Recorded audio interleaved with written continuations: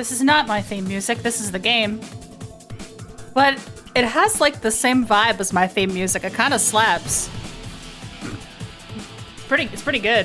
I'm really digging it.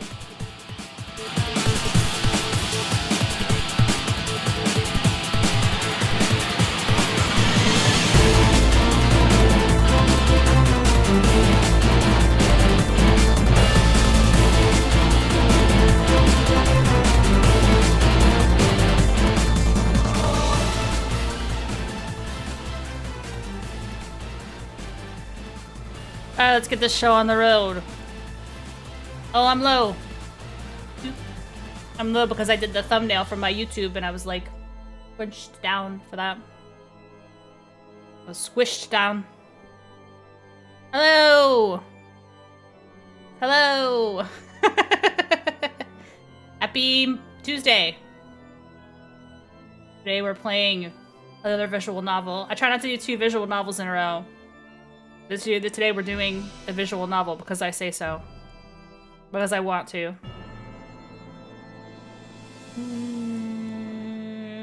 And then, after that, we're gonna go into, next week we're gonna have,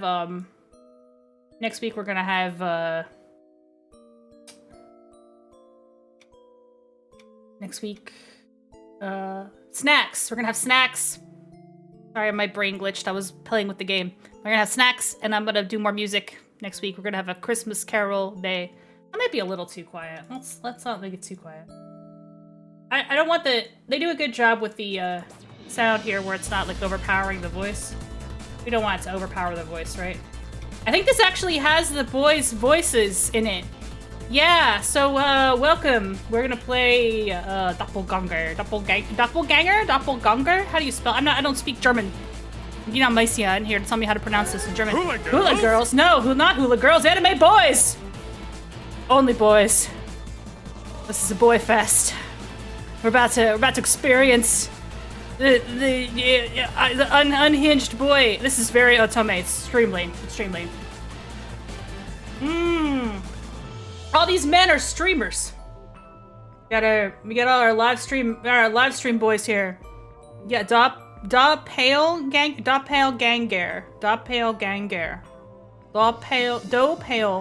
Doppelgänger. Is that right? Did I come close that last time? I do not speak any German. Doppelgänger. I'm just gonna say doppelganger. That's not right, but it's close-ish. It's got the dots over the A. The dots over the A means it's got to be pronounced in a different way than like ganger. Ganger. Doppelgänger. Doppelgänger. I don't speak German. I speak anime. Look at these anime boys! The dots over the A is the hardest sound for non-German speakers. Yeah, how is it pronounced? Like gain? Like A? A? I'm gonna get into it, because it's kind of like a long A, but not exactly. Okay, I get it. A. I'm gonna listen to it later. And I'm just gonna say Doppelgänger. This is a Hollow Tempest visual novel. If you don't recognize these boys, congratulations, you're about to meet some boys. If you do recognize these boys, this is my man, Gavis Bettel. Although I understand that this is a alternate universe story.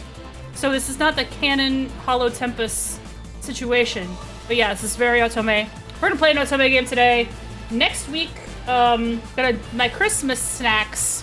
What are they getting added to the other Hollow game? Other Hollow Cure? I don't know. Yeah, I don't think they're gonna add the boys. The mans. This is their official game. It's not Survivors, it's a visual novel. It's totally different. This is actually a semi-official, I think. Because they released an indie game company. And I think they actually voiced their own characters in this. So I'm excited to play this. It's gonna be neat. I haven't seen anybody play this. It did just come out like last week. And I try to play stuff like right when it comes out, but in a lot of cases I don't get a chance to because like I'll plan my schedule a week in advance. I'll be like, okay, I have to wait until I do it. So my box of Japanese Christmas snacks came today. And if I had known they were coming today, I would have been like, let's open them up today. But since I didn't know, we're gonna make a unboxing. Snacks unboxing will be next week. Next week I'm gonna do a Christmas stream. It'll officially be December, so we're gonna deck the halls and all that crap. It'll be great. All right, I got my visual novel ready to go. Now my understanding is that the best experience is to play it kind of in order. Is you save him for last. We're gonna find out. I'm gonna play it like in a sort of order, kind of. I don't know though. I don't know how it goes. R.I.P. to my two other favorite guys though. They aren't in this. No Vesper, no Magni. We miss those boys. They're not dead or anything. They're just dead to Hololive. We still got some good boys here, so let's rock it. Let's rock it. What is my name? My name is Lita. Thank you for asking. Don't dox me or nothing. Yeah, okay. So I'm Lita with a space after it? Never mind. I didn't mean to hit a space. Did I hit a space at the end? L-I-T-A. Enter. No, I guess it just puts a space there. Okay. I didn't want to screw up and not have punctuation properly. I am Lita. Yep, that's me. An empty hall. Alright. Or is it more like a cave? I don't know. You tell me. You wander the empty space where it feels like eternity before happening upon 6 doors. Oh, they're making it really obvious how to choose a path in this, huh? Okay. Inhale, exhale. Alright, I get to pick. Inhale, exhale. Somehow you know your journey won't end until you pass through all of them. Hi, Lita. I'm Pomu. I'm Pomu. Man.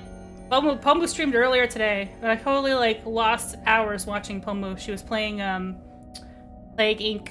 She gave everybody the Pomu virus and killed the whole world. Alright, here we go. Which will be... Oh, it does actually show you whose doors were. I was like, I don't know. There's no discerning marks, but... Do they have a tomato on them, though? Does each of these doors have a tomato? That's the Gavis Bettel tomato on the top. They say the best experience is to just play them in order? I don't know if that means do him last, or I guess maybe do Flay last? I am gonna just do it in order. Normally I wouldn't, because I'm a gremlin. I don't normally do stuff in order, but we'll do it in order. We'll go Demon King. I want to talk about the Altare Demon King thing, but it makes me sound like even more of a weirdo than I already am. I don't know. When I ran my tabletop at Origins, I did Made RPG, and I had the boys, actually the actual Hollow boys. At the time, I had started all 8 of them because it was before the graduation for Vesper and Magni, so I started all 8 of them. But I only used the first 4, which included like Altair and Axel. And I guess it's having Altair like be a heel. He's the greatest villain. He's such a great heel. He's such a dick. So he's actually really fun to roleplay as. Does that make me weird? Because like he's a real guy. But it was only for like a one shot at a tabletop game. I'm not that weird. I'm not writing like pornographic fanfic or anything. I'm literally blushing in real life just explaining. Like I'm literally like blushing in real life just explaining this because it's so nerdy. Like I feel my face getting warm. Like this is such a geeky thing to have done, but it was extremely funny. It's extremely fun. So we're gonna play. We're gonna go right in order. That's the reason I'm attached to Demon Altair, because I think Demon Altair makes for a great villain. Because he's such a nice guy. If you've ever watched his streams, like, he collects Pokemon cards. You know? It's just a normal dude who collects Pokemon cards.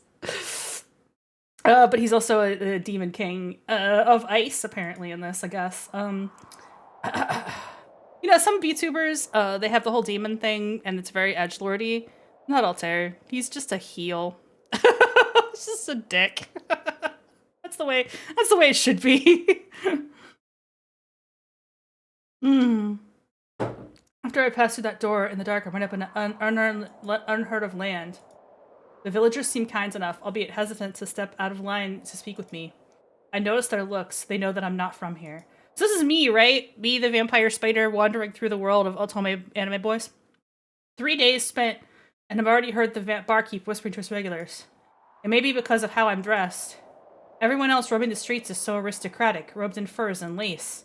I try asking as many people as I can about the guild hall, but it's no use. They're aristocratic, and I'm in my goth lolly look. No one knows what Tempest is. Seek shelter from the cold weather in an empty library at the edge of the city.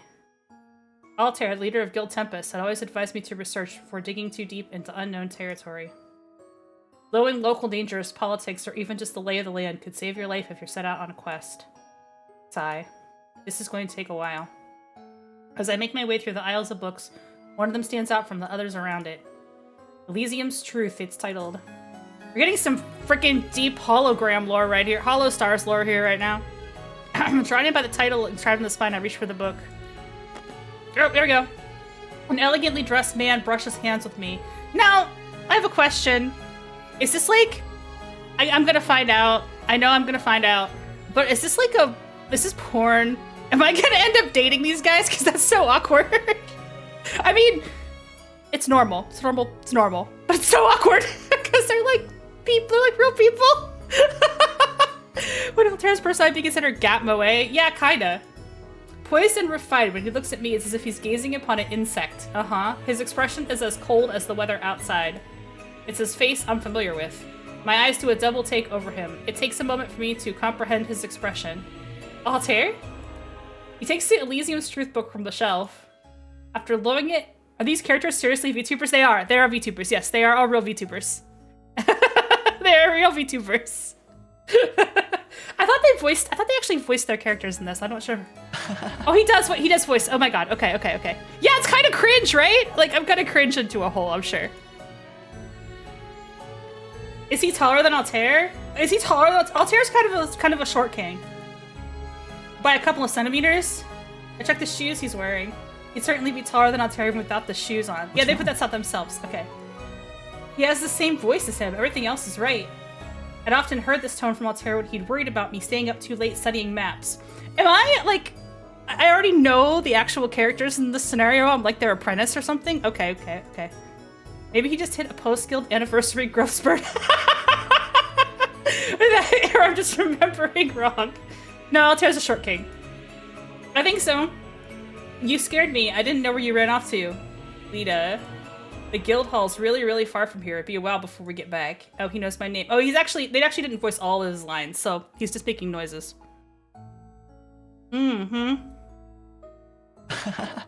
Like my Halloween costume? Maybe to ease my anxiety, Altair lifts the end of his cape and slings it behind him so it flutters. Come to think of it, my last memories of the real Elysium had been around Halloween too. I think they did release, they didn't release this around Halloween, this just came out, but they announced this around Halloween. It's cool, but it's hard for me to pay attention to something like that. If I'm honest, I don't know where this place is or how I wound up here. I've never seen a place called the Ice Plane on the map spot in the Guild Hall. Most people haven't. Guild newbies especially don't get access to these kinds of maps. After all, the Ice Plane's a dangerous place. I'd be crazy to send any of you guys this far out. Also, you don't normally have horns. I mean, it's not out of the question, but just normally you don't. Yeah. That makes sense. I was attacked by monsters on the way in. I managed to handle it by myself, though. Must be thanks to your training. No way, that's all you. Don't sell yourself short. I feel less on guard. Any difference I'd sense really must have been my imagination. We should get some rest before heading back to the guild hall, yeah? If we turn in early tonight, we can leave first thing in the morning. Altair slips the book. We've been taking interest somewhere on his person. Is that okay? Don't underestimate Tempest connections. I'll fill the owner on it later. Come on, Lita, let's go home. Alright, that's it. That's the end of the game. Altair and I venture through the Ice Plane Kingdom. He leads the way with his usual charisma, and I follow without asking. We reminisce about the other members of the guild. He even tells me funny stories one time about all of them, from times even before I joined. Wait, I joined Tempest? But I'm a girl. Is that okay? Can girls join Tempest? I mean, I'm okay with that. I would join Tempest. That's fine. I'd be fine. I'd be fine. The journey doesn't feel long, and before I know it, we stop in front of a castle at the head of the kingdom. Honorary bro. Yeah, I'm just the honorary bro. I'm just one of the guys, yo. Even though it's freezing out here, the gardens managed to keep the plants green. Yeah. We move, eventually into the castle itself. I wish he was voicing all the lines because he does have a pretty good, like, Otome voice. Oh, of course, I didn't have Axel is Australian, so that would just be weird. I don't know. Do I have to do my terrible Australian accent again? Coming upon a throne room, I can't help but feel a bit awkward. In contrast, Altare isn't fazed at all by it. He stays cheerful, despite the dreary and intimidating surroundings. It just so happens that I'm friends with the royalty here, but it looks like they're not here. Mind if I go to the servant quarters so I can let them know what's up first? All things going well, we'll enjoy a full 6-course dinner and huge fluffy beds to sleep in tonight. I'll be right back. Ooh, okay. Altair gives me a polite wave and hurries to head inside. He hasn't been interrupted by a screaming Kobo yet. Yeah, it's definitely missing something if you don't have his little sister. I need Kobo to show up and just yell and call him Regus. I like that she calls Axel Brian. I guess because he's the dog from Family Guy. Regus! Before I can let him know, he's already left for the hall. I guess I can read through the book a little while waiting since it seemed interesting. Elysium's truth, huh? You'd be really set on reading it. I open to the first page. Prologue, the Hollow Tree. Understand the true Elysium. We must first understand the Hollow Tree. Uh-oh, music is kicking in. Thinking... Doesn't that make Kobo Stewie? Thinking back on it, I hadn't seen the Hollow Tree here at all. Shouldn't such a distinct landmark be visible even from far away? I continue skimming the pages one by one, flipping through.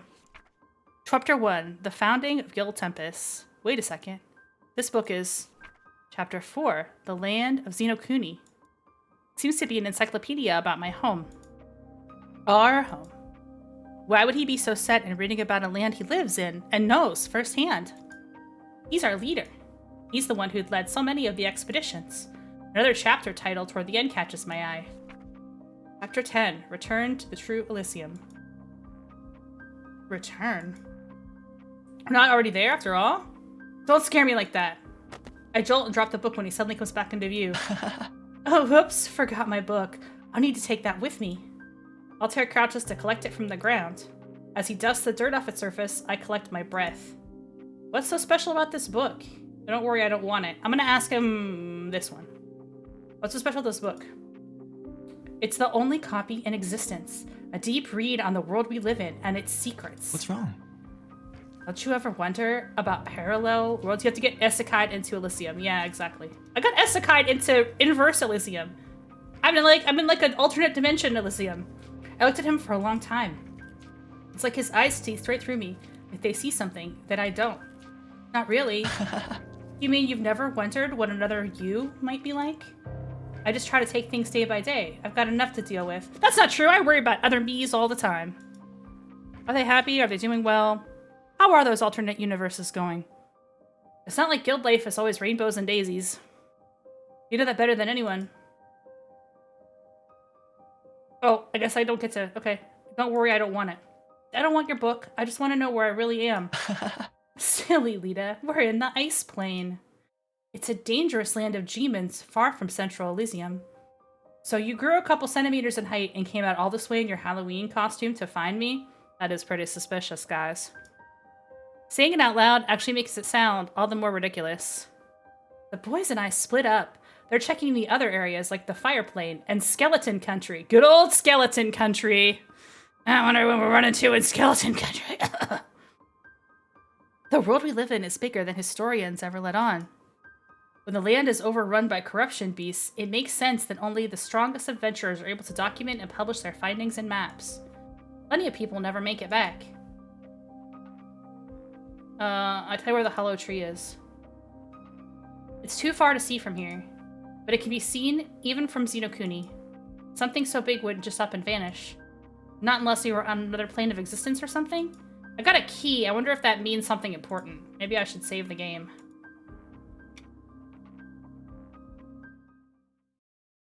Oh, it's Renpai. The typical controls of Renpai, just like the Slay the Princess was Renpai. What if I told you the reason we don't see the Hollow Tree anymore is because it doesn't reach this place? Listen to me. What if I told you we were in a different world entirely? That the world we're in now is some kind of sub-world anomaly. It's temporary and will likely only last for a season. He drops the act. I can see it in his posture. He adjusted himself and tried to make himself seem more approachable when acting as the guild leader I know. However, with a faint atmosphere about him, his cruel and regal nature bleeds through without him actively needing to try. If you told me that, I'd believe you. I guess you just go in order. That makes things easy. Listen to me. Before anything else, I need something from you. Why should I trust you? Very well. Just how much of that book did you read? Altare's lookalike tests me. Not very much, honestly. I was mostly skimming the chapter titles. So you saw it, then. Which part? Chapter 10, Return to the True Elysium. I saw that, yeah. True Elysium is probably my home, isn't it? Where the real Altare is. Real? Crap, maybe I shouldn't have phrased it like that. I can't meet his eyes for some stretch of time. Seemed to let what I said pass through. The stranger speaks once more. Listen to me. Allow me to make things very clear for you. This book holds secrets that only you, as a resident of the other Elysium, can help come to fruition.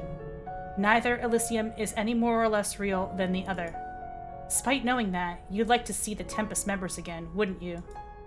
Yeah, I'd like to see Magdi and Vesper again. I mean, you know, before wishing. So anyway, he takes my wrist and pulls me closer. Oh, this is going places. His voice is low and he whispers into my ear, one syllable plucked evenly after the other. I need something from you. And in exchange, I will help return you to the true Elysium once you give it to me.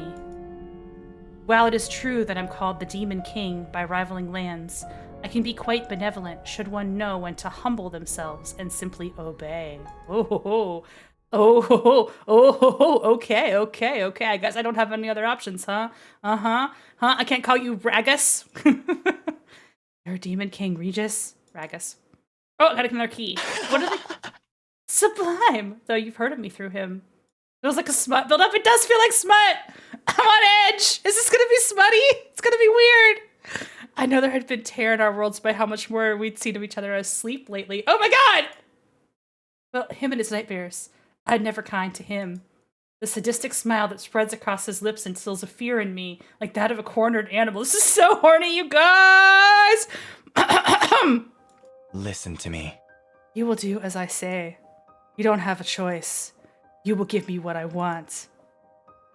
Oh my god, I'm gonna hit him. I'm gonna slap him. Yeah, that's the choice.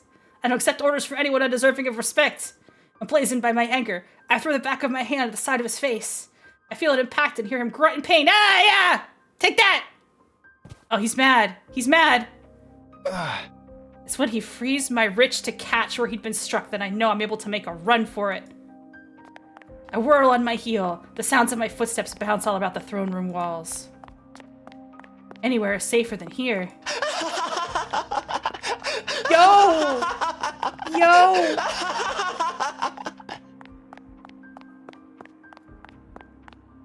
Bro. His laughter cuts short abruptly when the door comes closer into view. True to his demon title, the king commands the attention of all his servants. Enough of this. Guards, to the dungeon.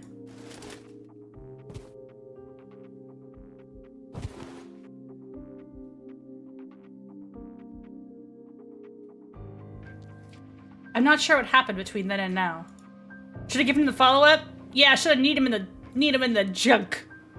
Out of the mercy of the Demon King's servants, I only guessed that I was knocked out and dragged to the dungeons. It would make sense. The floor under me is wet, hard, and cold. I taste my own blood in my mouth. Maybe slapping him wasn't the best idea, guys. Oh, when I open my eyes, I see the Demon King. Oh, by the way, this is supposed to be a horror VN. I probably should have said, hey, content warning, because I didn't put any on, but there's content warnings on the main page, and, like, I guess this goes places, like, pretty dark, so, I don't know. Yeah. We did slay the princess. It couldn't go darker than that, right? It couldn't go darker than that, right? He stares down at me from a high place without compassion or care. The book from the library is in his hand. I think I catch a glimpse of a weapon on his hip. He gives a page in the book one last look over before throwing it away behind himself. Listen to me. I need the keys. The what? My voice croaks out, unrecognizable to my own ears. I try to pull myself up, but my body will hardly move at all. The guards must have really let me have it before. The Demon King. His gaze falls to where I'm curled. The clicking of his footsteps draws closer to me. I don't crane up to look at him because my head is too heavy for my neck anymore, but I still feel him glaring through me. Ah! The heel of the Demon King's boot comes down on the center of my palm, crunching it beneath his weight. Tears blur my vision while I try to free my hand from under him. He chuckles at me when I do. Without remorse, the Demon King twists his heel further into my palm. God damn! Ragus! We'll have it your way. I'll play with you as long as you'd like. After the tendons in my hands give out from under him with a shatter and snap, the Demon King elegantly lifts his foot as if he'd done nothing out of the ordinary. Cruelty is as natural to him as breathing is. The barred iron door creaks from above me as I start to sob. The Demon King's figure casts a deep shadow over me when he lets himself into my dungeon cell. At least it's not smut, it's just gore. Jesus heck, what the heck, Altair? This isn't nice. This is Altair, baby.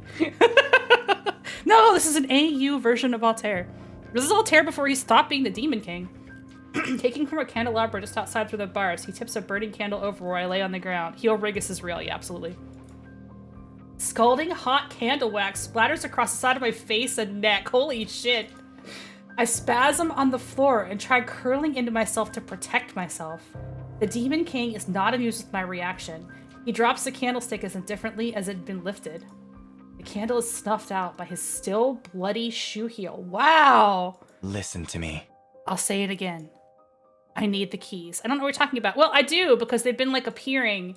Every time I do something, it appears... Yeah, this author's wilding. This author's got some fantasies. I don't know what you're talking about. He said it over and over, but I don't know what he means. What keys is he even referring to? Why does he think I have them? Where? I'm not. My voice strains in a desperate way. Very well. You're quite stubborn. We're not finished here until you give the keys to me. My heart sinks into my stomach with dread when I see him draw the weapon from his hip. Oh shit. This is much different from Hollow EN's Halloween short stories. I actually... Can I side? I'll wait till the end of this. I'll wait till the end of this and I'll sidebar briefly about the writing so far. His blade's edge gleams when he brings it out over my side. Blood erupts from the open wound as he pulls it across. Yeah! Listen to me. The keys. Yeah! Demon King stabs the back of my arm with his weapon, his expression relaxed. As I roll to try and bat him off me, I see some of my blood has splashed on his cheek. Oh my god, to get that other picture. Yep, that's the other picture. Stop it. I need to get home. My head is spinning. Little more than a deposit on the floor, I muster all of my strength to try and crawl away from him. I need to get back. To Guild. Tempest. Pain. I'm losing the ability to understand what... It is a very horny shot. It's extremely horny. This game has very horny artwork. Is this torture? Am I dead yet?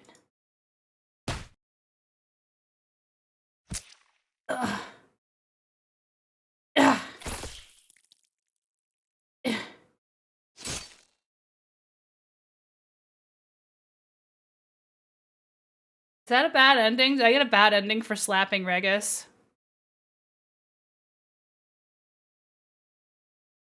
You've acquired one key! Ah, there you are. Oh, weird! Doing the glitchy thing. Should've slapped him harder. Should've fought back harder. Well, that was it. Okay. So I think I get it. I think I've got to do all the stories. Wait. I have to start completely over? But does it count? Do I still have the key? Do I still have the key?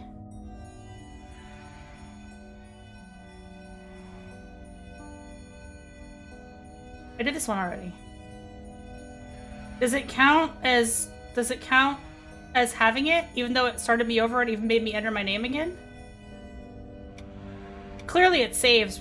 It does like a meta save thing, right? Just like play the princess. I keep saying save the princess. You don't save the princess. Maybe it's a weird meta progression. I think it's got to be meta progression, right? Even though it made me enter my name again, which is a little bit weird.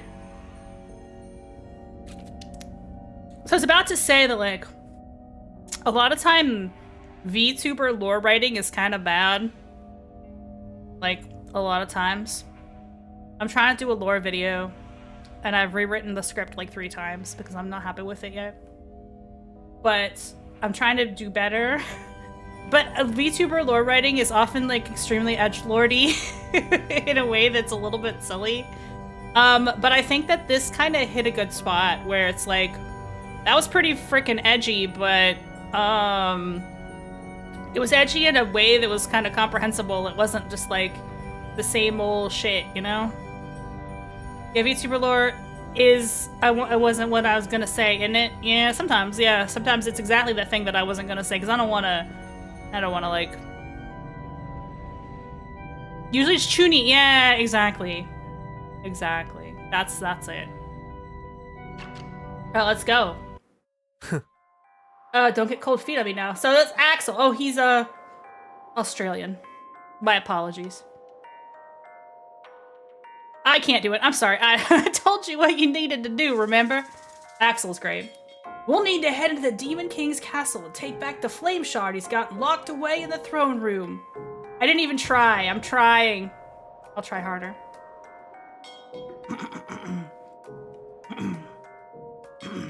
Summoning the spirit of Steve Irwin. You say it like it's gonna be easy. Isn't the castle highly protected? Well now. The guards aren't the part I need help with. I'm more than capable of handling this whole army by myself. Not to mention my elemental advantage. Yeah, because he's the fire demon, right? And this is the Ice King. The exiled prince dismisses my concern with a flippant lift of his shoulders. After being attacked in a land called the Fire Plane by a horde of other devils, he'd eventually come to my rescue. Okay, this is a totally different setup than before.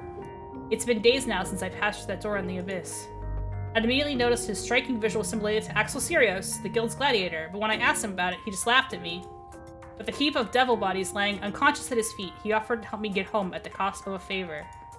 The exiled prince is laid back, relaxed, and unsettlingly cunning. Oh, come on. Really? I mean... Alright, just don't ask him to make a cake. He's the type of person who seems open, but actually keeps many secrets. But I still owe him my life. Besides, it's not like I have any other options. Right now, we're in the Ice Plane, a rival kingdom that's ruled by someone called the Demon King. The exiled prince told me he has a bone to pick with him. Things are getting boring for all of us out here. His commentary snaps me from my thoughts. You mean for the people? I mean for everyone in every kingdom, even the people who live here in the Ice Plane. What's a little chaos? Everyone loves some excitement. You ask me, even the Demon King would be happy for a challenge. It gives him an opportunity to bare his fangs and play. So what do you say? I hesitate to respond. I owe this man my life, but I still don't feel the best about being here. It's impossible to feel comfortable getting caught up in some other world's conflicts without any context. The exiled prince recognizes it for what it is. You know? You know? This is the only way to get you back to the world you came from, leader. And I suppose you're good looking enough to keep around my castle, but... Oh, thanks, Axel, demon. That's kind of you to say. Thank you. Were you worried about getting back to those Tempest people you mentioned? If you humor me, I'll handle the scary parts. All I really need from you is to take the flame shard from where the king has placed it. What does the shard look like? Oh, what does it look like? It's a huge, bright red rock. You know? You know? Not too different from the kind you see in museums. And maybe about the size of a human brain? That's very specific of you, not Axel! Why a human brain of all things? Yeah, that's what I said! You can hold it in your hands like this. Exile Prince makes a cradle gesture with his hands as if it'll help you visualize. It's a little weird. Looks like he's holding an invisible baby or something. Okay. Seems simple enough. Why me? Wait a second. If you're so strong, why do you need me to help you? Can't you just go in and take everyone out, and then take the shard back yourself? Huh? If it were so simple, what use would you... how to put this? Whatever. The truth is, the flame shard's been cursed by the Demon King. Cursed? So he wants me to curse myself then? I have a question about your pants. Is there a hole for your tail to go out of? Because usually his tail is just like a keychain attached to his belt, but it looks like he's got an actual tail. So it's like, is there like a butt hole in the pants? Well now. Hold on there. Before you say anything, you're wrong. The curse only has effect on the residents of this world. And since you're not, can you really be sure? Oh, I see. I doubt you have any way of knowing firsthand. Yeah, he's usually a little fox boy, but he's a demon in this one. I'm only assuming from what he's told me so far. You're a good listener. It frustrates me that he doesn't seem even a little rattled by it, is what I said. You know? But if you want the only answer I have for you, it's because everything that's happened is part of a prophecy. You being here was prophesized hundreds of years ago when the Fire Plane was still the strongest kingdom in Elysium. The prophecy foretold that there'd be a time when the Ice Plane would overtake our land, in which the Flame Shard would be returned to us by a mysterious visitor not belonging to this world. Okay. It's a cool story, isn't it? Not to mention, the fate of my kingdom seems to revolve around you. You know? If you ask me, you should be flattered. You're the answer to saving this land from the Ice Plane's corruption. Surely you must feel even a little important after hearing all that? Why do you need it? I got another key. I don't know what these keys mean. Well now. It told me I had a key and then it showed me another key, so I don't know how many keys I actually have. It returns full power and life to the Fire Plane. You probably noticed the devils who attacked you when you first got here were incapable of speech or understanding. I do remember that. Devils were humanoid, but they hadn't responded or listened to me. They've been intent on swarming and attacking. You know? You know, as long as the flame shard is missing from our kingdom, the devils are doomed to live like that. Without thought, incapable of understanding their surroundings. You weren't affected. How am I not surprised that you're skeptical? Doesn't affect me because I'm a royal. The flame shard is an artifact of my bloodline. That makes some sense, but definitely not as much sense as I'd like it to. So after you return power and life to the Fire Plane, you'll be able to return me to my homeworld. Yeah? Right, because then me and my devils will return to our usual magical potential. Devils tear through realms all the time. It's a piece of cake for us. Anyway, let's not beat around the bush. These were promising to roaming the world aimlessly, making an enemy out of the Fire Plane's ruler. What other leads do I have? Reluctantly giving him a nod, I followed the exiled prince into the castle. Now, am I gonna get my ass kicked by Regis Altair again? Does this game just get your ass kicked by Regis Altair, the video game? That can't be right! Fearlessly and without care, he'd taken out one guard after another. In a devastating combination of fire magic and physical combat, he proved himself a force of nature. He really had needed my help where it came to a fight. Why do I feel disappointed? Maybe deep down I wanted to help more. Yeah, I didn't do nothing. I wasn't even needed in this heist. Oh, nice. Exciting, see? Well now. This way, we're almost there. Now we're back in the throne room again. With the exiled prince ripping out the entire castle in the Demon King's absence, there's no one left to interfere. The flame shard is now in plain sight behind the throne, printed by sigils that float around it. Is it true that only I can touch it and walk away unscathed? If so, I'm only moments away from securing my way home. I turn and look at the exiled prince. He approaches behind me, smirking and wiping the blood from his knuckles. Well now. I'd expected a bit more fun than that. But I suppose it's always been the king himself who put up the most fight. My eyes are drawn back to the flame shard. Even without the prince egging me on, something inside me urges to take it from its place. Maybe it really had been fate for me to take it. Don't take it, try to make him take it. I'm gonna take it. I'll fulfill my destiny.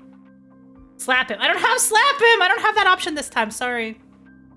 I could try and make him take it. I'll take it. I'll do it. Takes me a moment to swallow my fear, but I trust my intuition. I anticipate the worst. I wince to anticipate that I'll be burned, but to my surprise, my fingers slip through the sigils. I clasp the flame shard in my hands. Though I'm not looking at him, I can feel the exiled prince's excitement bubble up behind me.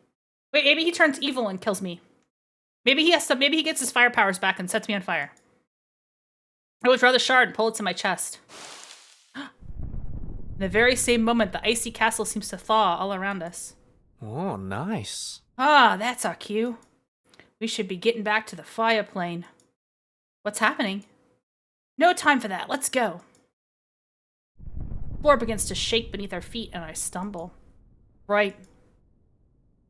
Whatever's going on is dangerous. Oh, this is a totally different art style. And a little exciting. What's this feeling? As the prince and I make our escape from the ice plane castle, I feel the warmth of the flame shard spread as if it's flushing through my veins. Uh-oh, is this about to get horny again? As if the ice plane's impending demise is... As if the shaking of its very foundation is a little fun to see. Beautiful, isn't it? Yeah, actually. Yeah, it is. I don't understand why I think so. We reach the fire plane. Back in the safety of the prince's castle, time finally seems to catch up to us. After taking the flame shard back to its place hidden deep in the dungeons, the exiled prince returns to my side with a big smile on his face. This seemed a little bit suspiciously nice. easy. With that, everything is almost back in order. That kingdom was starting to crumble, is that right? I need to confirm. Something like that. More important than that, it's reverting to its original state. It was part of the fire plane before the Demon King took it over. Oh, okay. Just have to wait for now, see what the Demon King does. What was it like before? I can't help but be curious. I want to know more about why he's so set on getting back at the Demon King. Well, the Demon King seems kind of a dick, so I don't know. It was a lot more fun compared to what it's like now. My old man was the last king of the fire plane before the Demon King offed him. Wait, I also have another question. Is the fire plane Hell Australia? I mean, I only have one. I have an N of 1 to go off of here, but is the fire plane Hell Australia? I'm just gonna assume it is. So there's lots of deadly spiders and kangaroos. Yeah. I see why you'd hold a grudge. I'm really sorry to hear that. Huh? Oh right, humans think that sort of thing is sad. He raised you, didn't he? Nothing like that. To be honest, I was kind of happy when he died. How could he admit something like that so openly? Hell Australia is lame, Space Australia is better. Yeah, it's true. I would love to go to Space Australia. I don't even know how to reply. Is this really how a devil prince thinks? My exhaustion is beginning to catch up with me. But I can't let him forget about our deal. Now that it's over, we should rest up for the night. Go ahead, make yourself comfortable. I stand my ground. I'm not staying any longer than I have to. Tomorrow we're going to use the flame shard to get me back to my world. Understood? Sure, okay. No need to be so tense about it. I'm a man of my word. You should scurry off now. It's been a long night, You know? But I guess we could make it even longer if you're stubborn and want to. Ooh, ooh, ooh, ooh. How do you feel about sharing with others, Axel? Axel! Jägermeister. He's such Right, it's ketchup. No, don't make it weird. I'm going to bed. Okay. There was no yes option? I'm only allowed to say no. No, make it weird. Don't make it weird, Axel Serios. Yeah. What happens to it from here? Should I have helped? Oh, shame. Really? Yeah, there's no sex scenes. All right, so we have. Yeah, we've accomplished that. There's no sex scenes. Well, now. not yet anyway. Maybe you have to work harder for the sex scenes. Uh-oh. Flame shot is all too easy. Yeah, I knew there was a twist. I knew there was a twist. Axel would absolutely make it weird. He would make it weird. Anyway, you need to go. Oh, have a good night. Or day, or wherever you're at. Night-night. Have a good night. Have a good night. Thank you for coming by. The whole VOD will be up unless something catastrophic happens. Check out the flame shard. My gut tells me to check out the flame shard. After sitting down in the dungeons, I remember he placed the shard. Where'd it go? It's gone. Was it stolen, or did he take it somewhere else? The former makes the most sense. Maybe an enemy had infiltrated overnight, and he left it to chase them down. I need to find him. I don't know. I think he did something naughty. I think something shady happened. He isn't here. What am I supposed to do? I leave the castle. The streets are littered with devils invigorated by the return of the flame shard. Their nature is still volatile, but at least they're capable of understanding me now. The exiled prince had told me seems to be right. Hopefully things are okay. With the flame shard stolen from the ice plane, what kind of future remains for this world? I'm trying to worry about it too much. I also try not to feel too responsible. After a full day of searching for him, I find the exiled prince emerging from an underground stairwell. Behind him, some music is leaking through the cracks of what seems like a club or bar door. Are we going clubbing? We're gonna party with Demon Axel? Does he even know the shard is missing? The flame shard is missing. Sure, okay. No, it isn't. It's missing from the dungeon. I checked while I was looking all over for you. Did you forget what you promised? You're supposed to open the realm to send me home today. Yeah? Yeah? That's all he has to say for himself? I bet that. I lied to you. My world goes still. He what? I don't want to believe him. He's not the type to play around. You know? No one here has that kind of power, not even me. Actually, I'm pretty surprised. You went along with everything I said so easily. Because he helped me. Because I thought he'd take me home. You think I'd really care about whether or not you got home? You know? You should be more on your toes. This isn't my fault. I'm not stupid. It wasn't stupid for me to believe him. Devils like me take advantage of naivety. It's nothing personal, kid. Nothing personal, kid! Oh my god, the evil laughter in this game! Why? So much evil laughter in this game! You owe me! You made a deal! Once he reaches me, I shove him back into a web fence that lines the street. He's so unbothered all the time. I just want to break his face. Okay, time for slapping. It'd be fun to break his face, yeah. I raise hell and attack him. Well, I didn't even get a choice.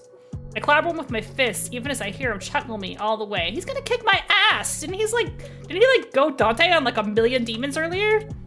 There's no way it doesn't hurt. Even if he's acting unfazed, I know my own strength. I want to hurt him. I want him to pay for deceiving me. What was the point of all this? He just wanted to use me? I hate you! Take me back to Tempest. Take me back or give me the flame shard back. Oh my god, what is this image? Bro!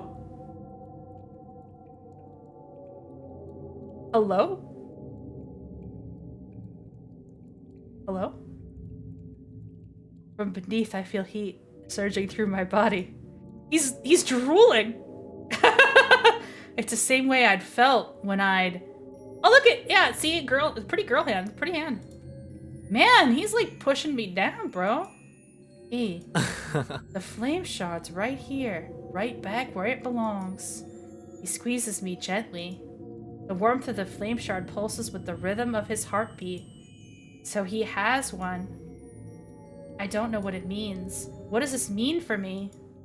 My body is shaking. This is so crazy, bro.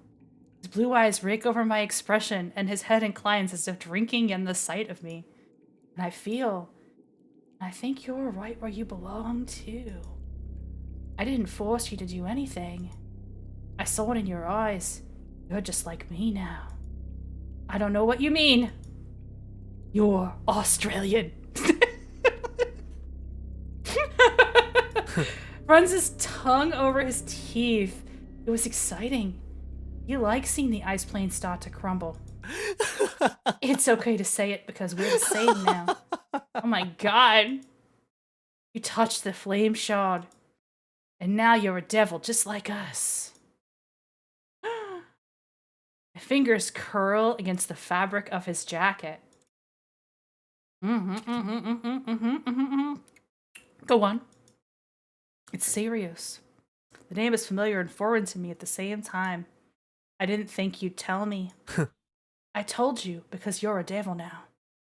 And more importantly, you're my new partner in crime. Well, I mean, this was a better ending than the previous ending. I didn't get my ass kicked.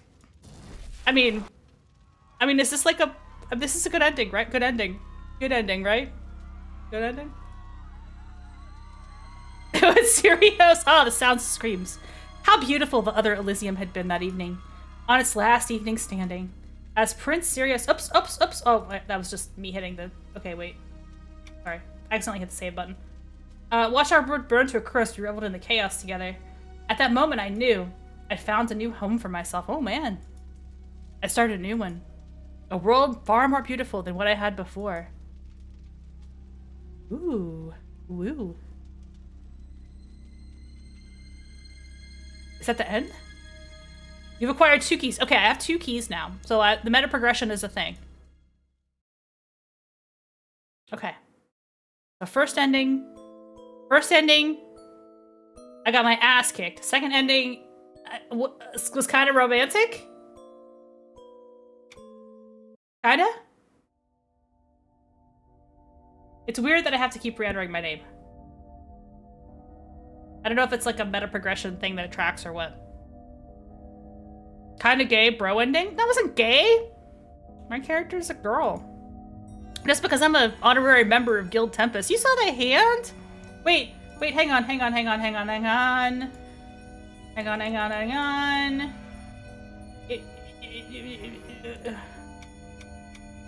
Do the pictures get unlocked? Oh, they do. They do. So we can use these as like desktop wallpaper and stuff. But like, look. That's my hand. It's not gay. I mean, it wouldn't be bad if it was gay. It'd be fine. Like, if bros want to do bro stuff, that's cool.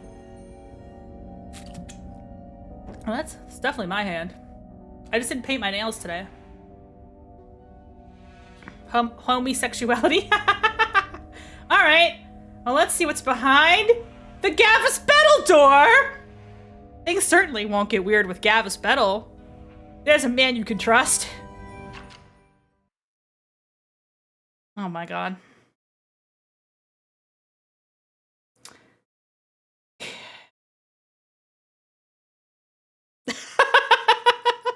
Power already went to bed. He's already asleep.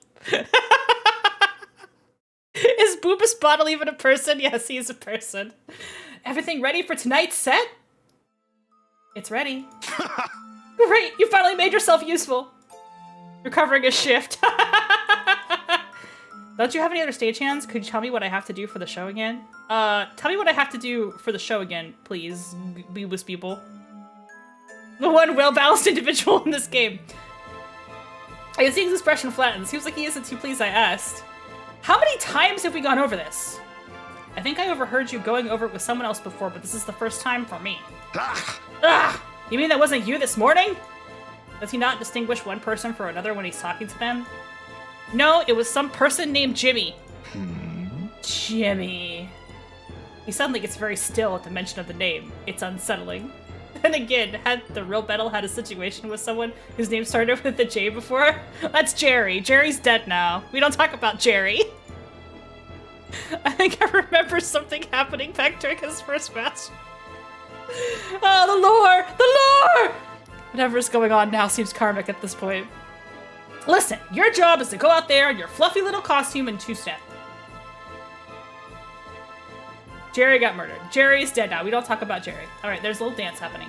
Nothing fancy, just a 1 and a 2 and a 1 and a 2. It's simple enough choreography. Either it's simple or the showman makes it look so. Got that? You need me to do it again? Just smile, do that, and we're gold. I think I can handle it. Then hurry, let's get out on stage. Don't you have any other stage hands? We wouldn't be in this predicament if I did, now would we?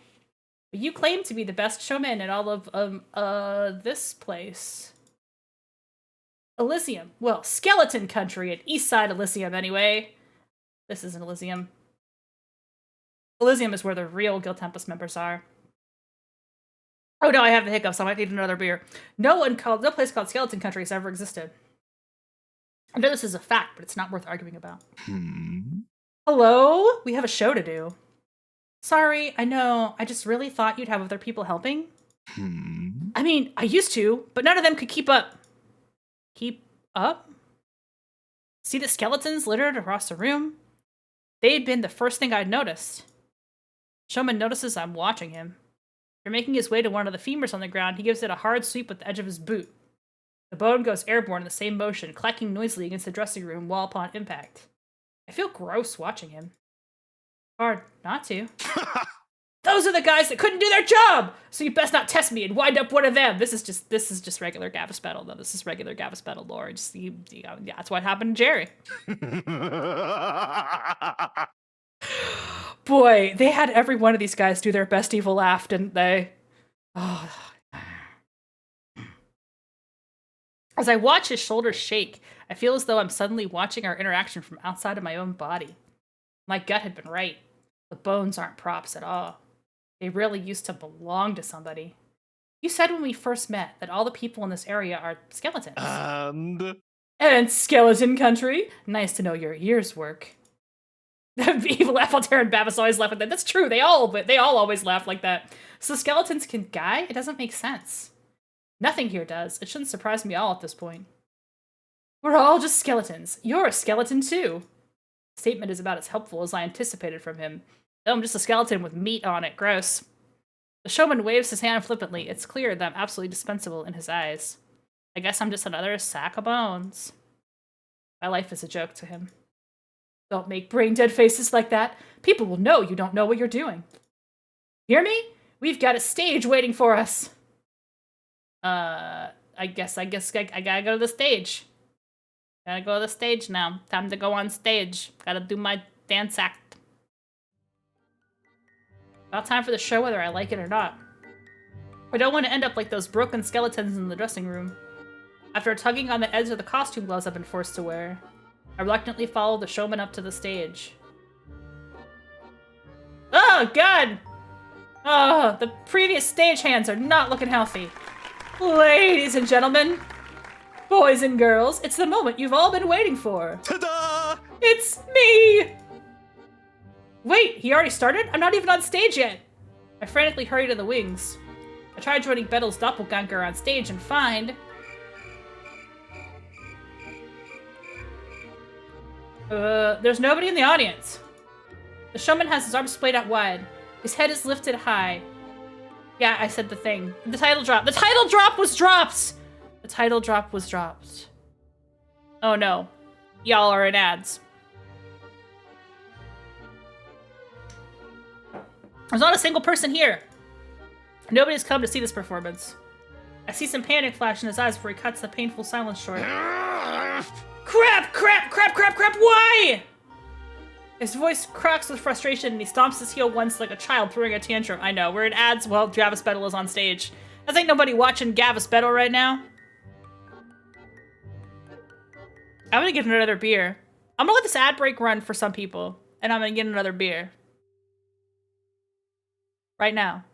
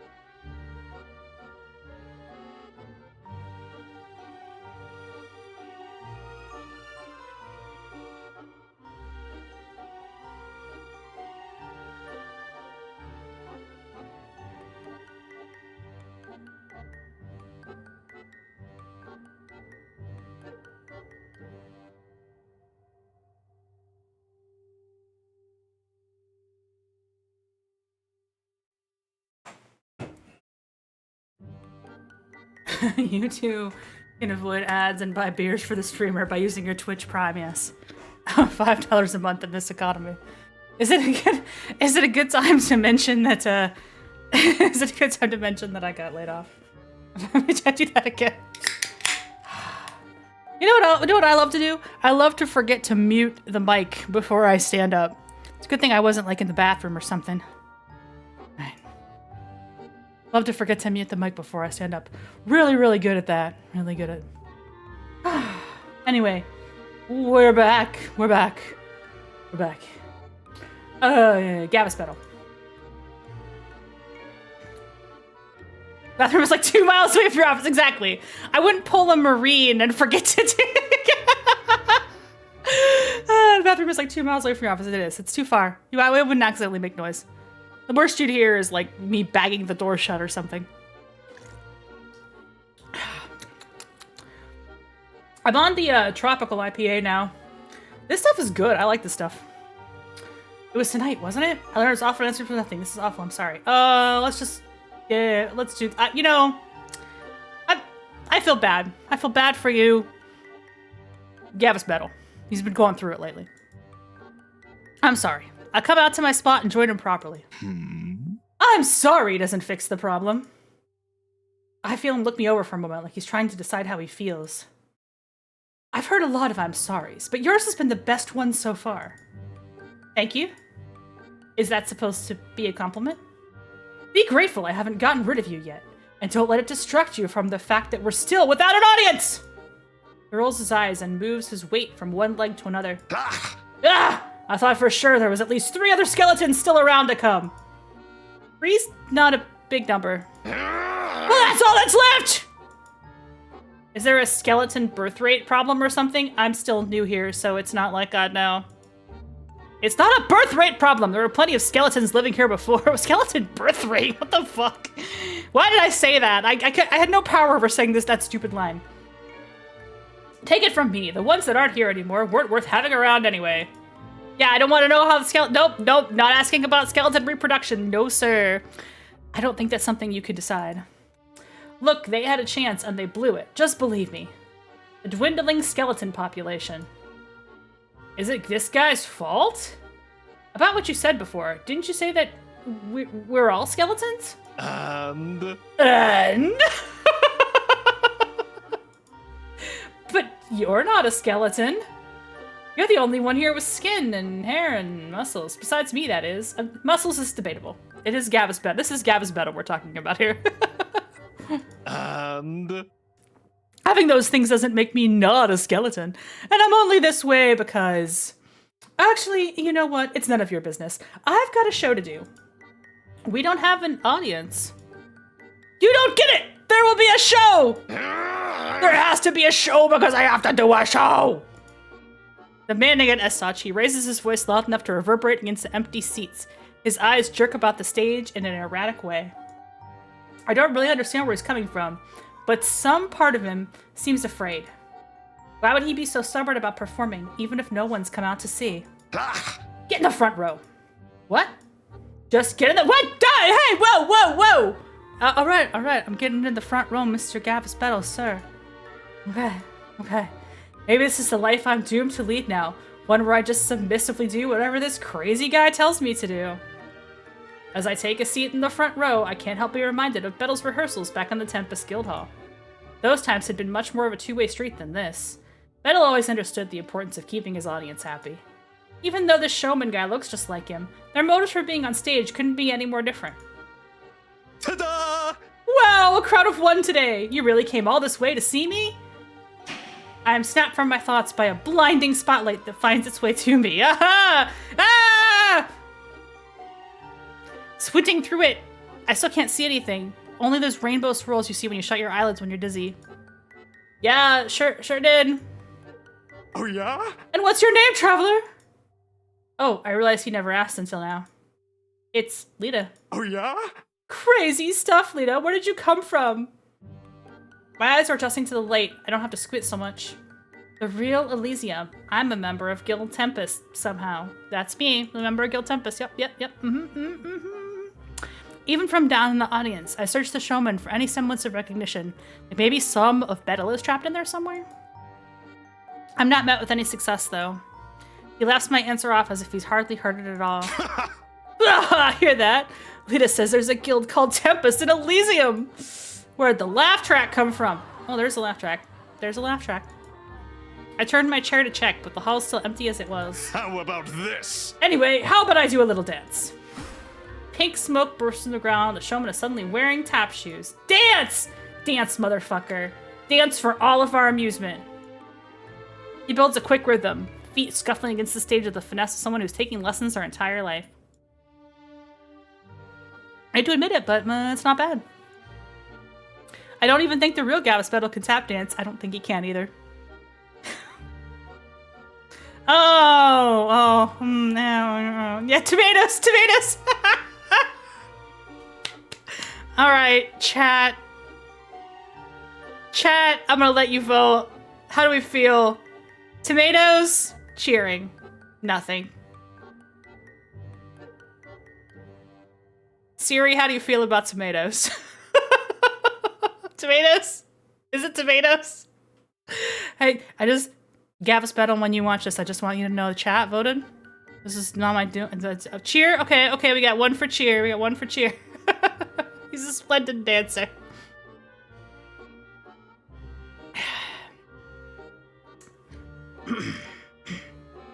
We're gonna boo. We're gonna see what happens when we boo. An impulsive and sadistic urge to rise from it boos me. Maybe out of my baser instincts. I should have saved the game. I should have saved the game. But you know what? You can skip. You can skip old text. See my tomato. Yeah, tomatoes!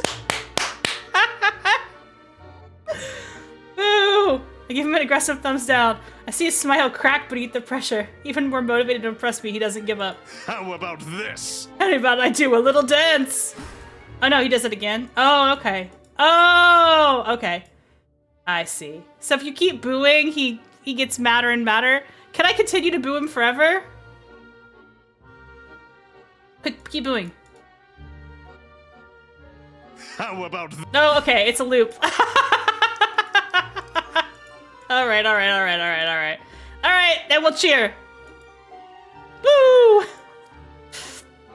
I'm not about to be a bad sport about this. The guy is talented. ta-da? Ta-da! The summon seems lighted by my response.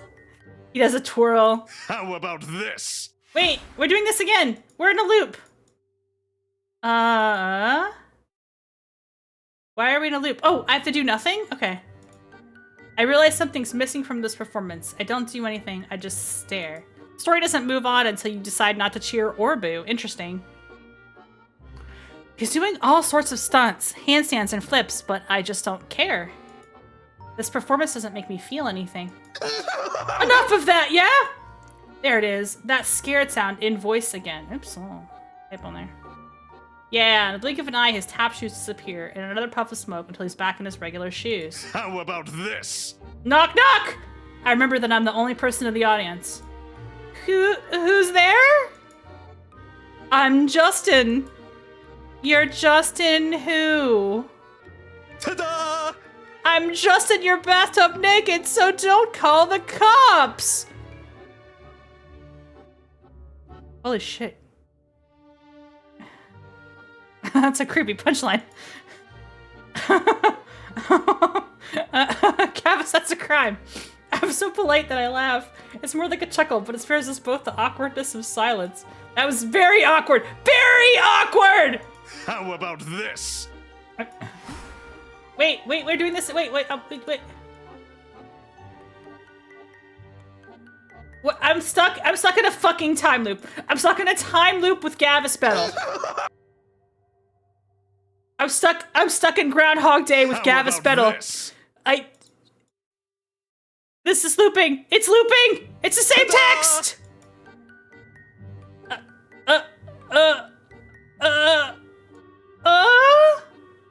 I don't laugh because it's not funny. Okay.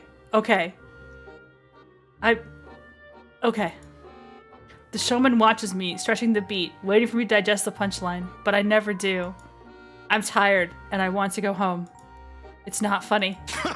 That one wasn't funny, huh? Yeah, I didn't think so either. He laughs to fill the space. I don't budge. Can't win them all. I like this next one, I swear. How about this? Watch me swallow this whole walking cane! He pulls a wooden cane from thin air, unhinges his jaw, and inches it forward little by little.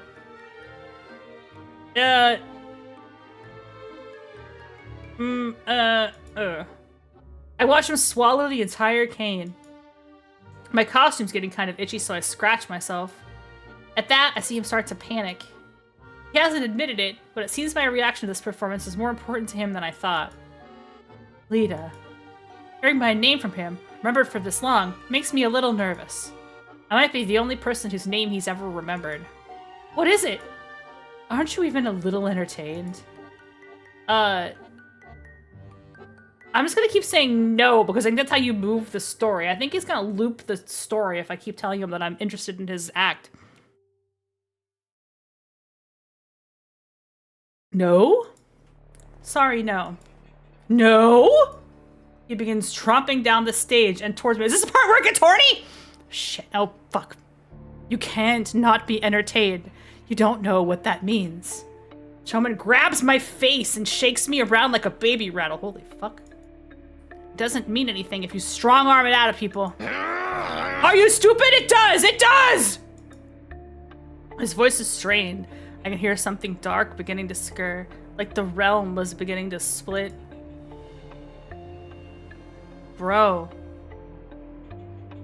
And just as I notice it, the showman does too. He pulls my head against his chest and begins to sob. I made him cry! I made a clown cry. I made a clown sad. A sad clown became sadder. His arms are trembling around me. He's clutching for dear life. My gut drops, and I know we've reached a point of no return. Hurry up, damn it! Be entertained! We made Goomba Beetle cry. I guess he's going to hell now. Oh my god! What did I do? I think he's damned. I think we doomed him for all eternity. You're not listening. You better be entertained, or else. Ah! His fingers claw through my hair, and he pulls on my ears. I push him off with a grunt.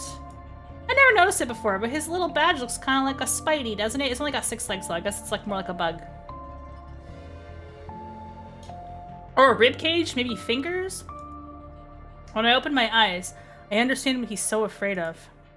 Ghastly skeleton hands from the shadows rake and tear at anything they can. The showman's eyes' terrified screams echo louder than any applause that might have ever filled this venue. His cheeks are wet with tears. The skeleton hands pull him back toward whatever black abyss they dwell in. Gallus Bettel made a joke about Callie, and now the deadbeats have come for a reckoning. That's exactly it. You idiot! This is all your fault! Any pride the showman had been completely thrown away. Desperate to live, the showman throws a hand out for me, still trying to grab at whatever he can.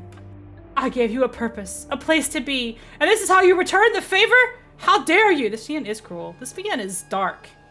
I told you it was dark. I didn't know how dark it was gonna get, but I think of how terrible he'd been to me and others around him. How many of us that he made so miserable. This is his punishment. But I still can't decide how I feel. Before I can react properly. Bro. Bro, y'all right, my man? Y'all right, Bettel, my man? Are you gonna be okay? Official cover product being actually disturbing? Yeah, this is fucked up. No cap. Surrounded by no one. With no one on the stage. I belatedly realized what's happened.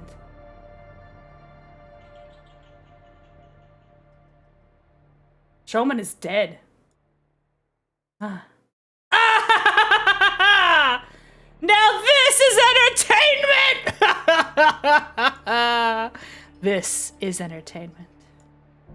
I'm entertained.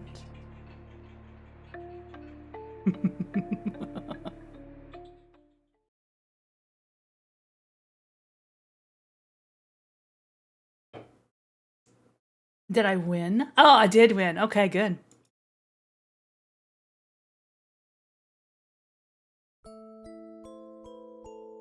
How are we feeling?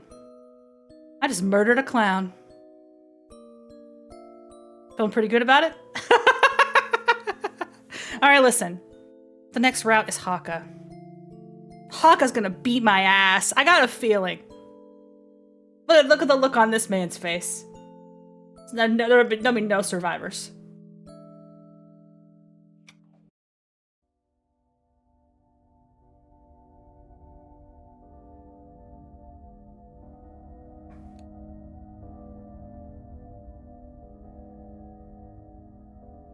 This is all the same. This is all the same. This is all the same. So we're through the first half. Through the first half. He's gonna pull out the chancla. he's gonna pull out the chancla. Oh my god. Oh god, here we go. Took you long enough to return, human. Hurry up, posting the chancla in the chat. It's been nearly the entire day. Huh? And for a moment there, I'd suspected you'd attempt escaping your service to me. There wasn't a supermarket. You're a brat. The offerings you brought back from this place called Supermarket better be the finest in the land.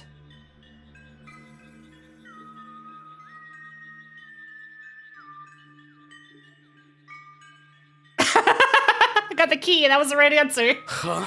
Huh? My words spark his ire. I sense no one's ever held their own against him.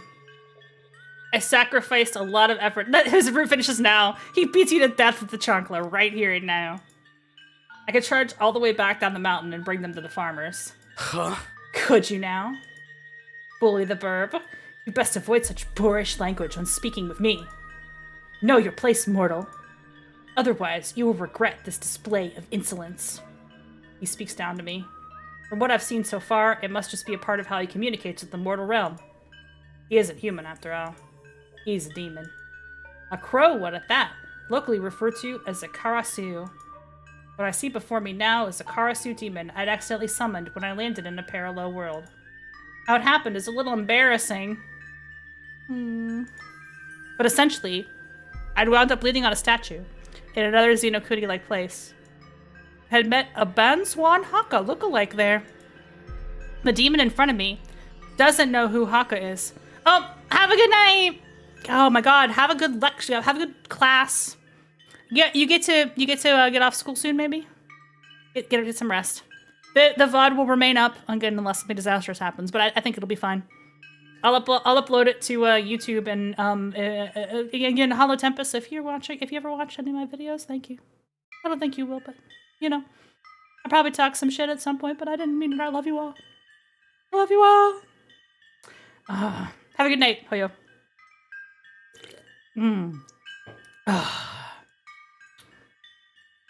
Even after I tried explaining Guild Tempest and Hakka's role in those sources, I've been dismissed. It's always like that with this Karasu demon. What's worse is that maybe I'm getting used to it. Getting bullied by AU Hakka. Rather than me, the Karasu demon is more interested in the groceries hanging from my elbow. I think we have a mutual bullying relationship. I think I bully him and he bullies me. Plastic rustled when I set the bags down on the living room table. I'd gotten him an assortment of fruits, vegetables, meat, fish, and dairy products. Ooh. What had been weird about the farmer's market is they'd accepted the same currency as my homeworld. Convenient. What do you think? He leans forward to peek into the bag, but his expression doesn't change. Prepare them for me. Aren't they fine how they are? The fruit and vegetables should be fresh. Do tell me. How many raw food offerings from my worshippers do you think I've tried in my years of existence? These, as they are, bring little value. There's no flavor I haven't tried, and there's not even any crab here. Do you like crab? You like crab? Ha! It is the best food there is! There is simply nothing in the physical realm that could ever compare. That's pretty subjective. Salisbury steak is probably my go-to if we're putting meals up to the test. Crab is my favorite food by far, but it's been some time since I've had any. Humans are so uncreative. And by that, I mean that I will die if I eat another apple. I don't know how to do a Hakka voice. I'm gonna be honest with you guys. I'm all over the place here. Do not feed me an apple. Do you understand? Got it. Wait, why am I playing along? There's something more important I should tell him. You asked me to prepare food, but... Do tell me. But what? I feel like you should know that I'm not a very good cook. That's a lie. I'm a great cook. You saw my food posts. Weirdly enough, maybe Hakka, this one demon looks like had enjoyed cooking the most. Then you'd best learn. In one sitting? Your pathetic mortal struggles do not interest me. Yeah, Hakka's gonna bully me. He's gonna bully me a lot. I just want to feast, human. It has been years since I've been summoned, and my physical manifestation is hungry! Okay, as long as you're not gonna be too hard on me for anything. Fearful of your own incompetence? Fine. If I find myself fond of the taste, then I will not complain. There is a kitchen attached to this living room. I've used my magic, so the stove there should work. That is all. You may go. Looks like I'm being sent away. I take the ingredients back with me and hope I can remember how to make food. The kitchen is dark, and signs of neglect show on the surfaces and supplies all around. What's the- the kitchen is extremely sus. I don't like this kitchen. This kitchen is very sussy. What are we doing here? Dust, cobwebs everywhere. Is this space really okay for preparing anything? Check the stove. Surely enough, the gas sparks and unites a fire. Looks like the Karasu demon had meant what he'd said. Before cooking anything, it takes some cleaning and washing before things seem safe to use. Eventually, once it's all acceptable and sanitary, make a Salisbury steak, make a strawberry cake, make a grilled cheese sandwich. Alright, what are we cooking, chat? What are we cooking?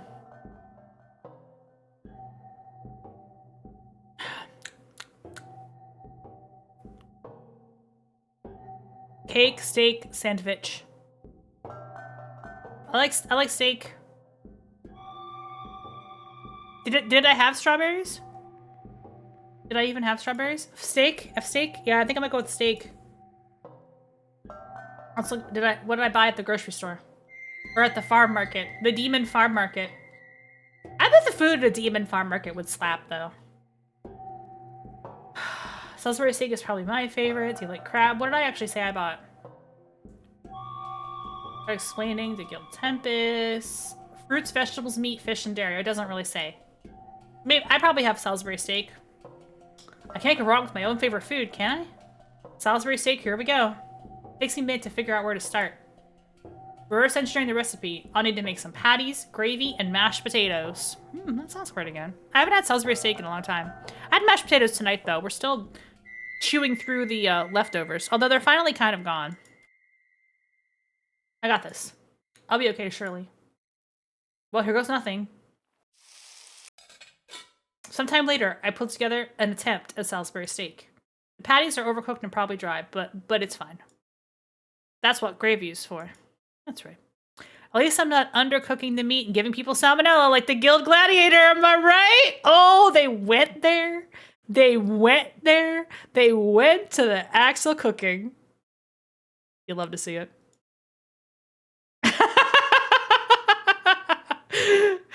After trying to convince myself that I did an acceptable job, I bring the meal out to the table in the living room. Like, Axel Burger was very funny, but I do think the Axel cake was funnier. I'm sure they would have made a joke either way, but... it was so funny because it looked really good. And then he put it in his mouth and just went, oh, it tastes like shit. And threw the whole thing away.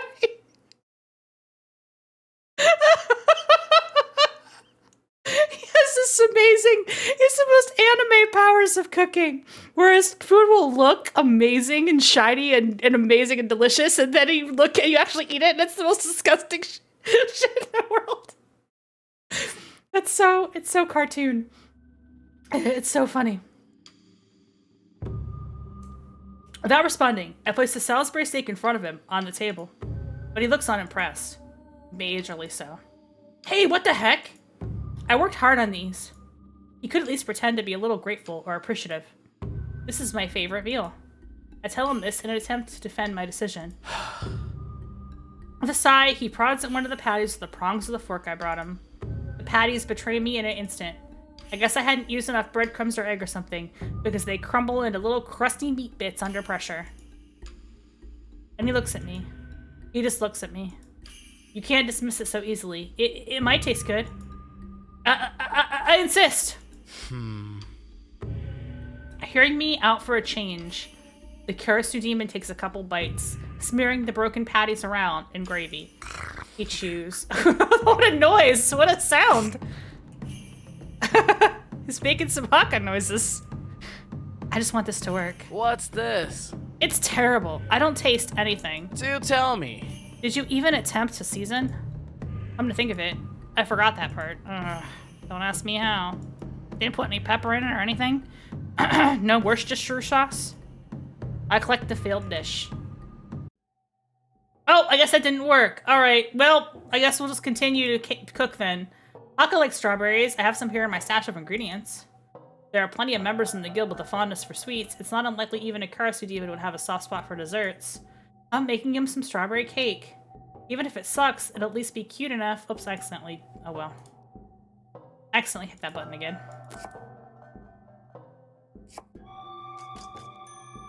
And just like that, I manage. It looks really good, actually. I might have discovered baking as a hidden talent. It's a bit sad I have no way of photographing this cake before he eats it. At least I'm confident there's no way he'll hate it. It's a perfect specimen of cake. I carefully collect the cake and bring it out to the living room for the Karasu demon. Ta-da! Look what I brought you. Oh? Well, it looks the way it should. The Karasu demon carefully angles his head as he observes the cake. However, try as he might, he'll never find a flaw. Finally, I deserve a trophy or a blue ribbon or something for making such a beautiful strawberry cake. We'll see. Is he determined not to like it? I don't know. I see him wield his fork and turn it to the side so the edge can slice off a bite-sized piece. He places a bite of cake in his mouth and then swallows. Did you like it? He takes another bite as if the first one hadn't been enough to decide. Still no answer. He just keeps eating and eating and eating. I think it's safe to say he likes this offering. Okay, cake was the correct answer, I guess? Before long, he's eaten the entire cake by himself without even extending an invitation to share. He drops his fork on his empty plate. It wasn't terrible. Congratulations. Woohoo! Woo! A victory for me. But I'm still hungry. Still hungry after eating an entire cake by himself? And why is he in such a hurry to make sure I don't stay happy? There aren't enough ingredients left for me to make another whole cake. Make something else. I'm still hungry, I said. Ish. I guess I have to make the grilled cheese sandwich next. It's hard to screw up a grilled cheese sandwich. It won't take me long to get it to him either. I set aside the ingredients and start up the stove. In a little time at all, the sandwiches are ready. I used a little too much butter on the bread. Maybe his hands will get oily. But then again, when is there ever too much butter? That's right. There's too much butter. You can't make too much butter. Actually, you know what? I'll eat these once up and make them another set. I'm gonna eat it! Eat cheese. Do tell me. Did you eat my food? How is it? I'm immediately caught the moment I come out into the room. You're a slave to your appetite and you disgust me. Anyway, let me have it. Put the plate down. Obediently, I lower the plate in front of the Karasu demon. Listen, I have a servant here. I get to eat too, you know. I can't just starve to death here in demon country, being bullied by Banzwan Hakka. I leans forward to look it over, sniffing at the bread. I stay quiet all the time, holding my breath. What will happen to me if he doesn't like it? Cut it. Huh? Cut this offering into pieces. It's too messy, and I don't want it under my talons. Wow, what a diva. I slide the plate closer to myself and cut the sandwich into bite-sized pieces for him. Now cut off the crusts, mommy. He watched me suspiciously, as if he thinks I might steal his food. That's fair, though. I kind of already did. Once the sandwich has been cut, he straightens in his seat and samples the sandwich with a fork. What's this? This is what you stole from me? Uh-oh. He doesn't sound too happy. It's a popular snack food. You really don't like it? It's befitting for someone as slovenly as yourself. You only liked the cake. But to my exquisite palate, it's simply not enough. This shouldn't qualify as a meal. Why does he hate it so much? It's not even bad. He's just a weird grilled cheese sandwich hater. Grilled cheese sandwich hater! How dare you hate on my grilled cheese sandwich? Take it. I'll eat it in front of him then. Nom nom. I don't care what some snooty demon thinks about grilled cheese sandwiches. Good food is good food. I take the plate away. Do tell me. There's nothing left, is there? There are still some supplies left. You disappointed me. What, how? Had he or had he not devoured my entire cake by himself? Your offerings are not good enough for me. I knew he was going to bully me. And yet you dare summon me? I should make you pay for it. You ate my cake, bird boy. You ate my cake. My milkshake brought this bird to the yard. You offended me when you brought the other two out. Well, I didn't have a choice. I didn't have a choice. Did I not tell you that I was still hungry and I had every other intention of feasting? So instead, with this situation, become about appeasing you.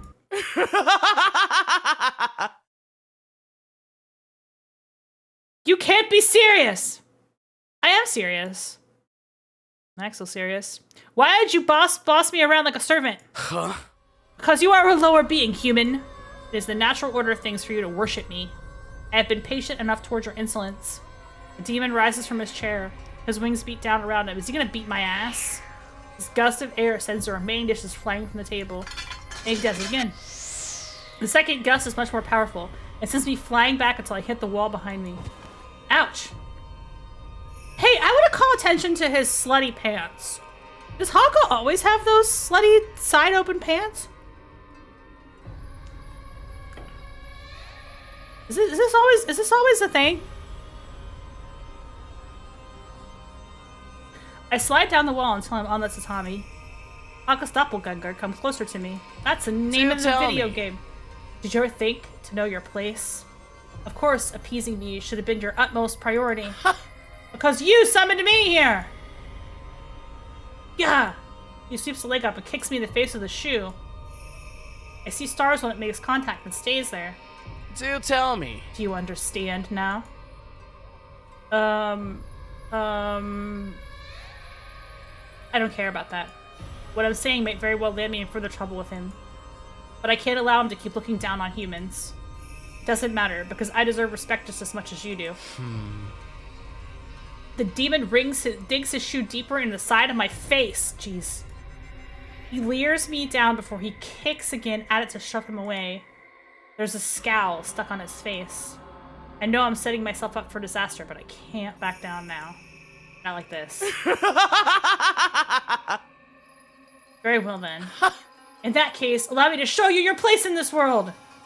The demon reaches for my hair and sinks his claws into my scalp when he lifts my head. Holy shit!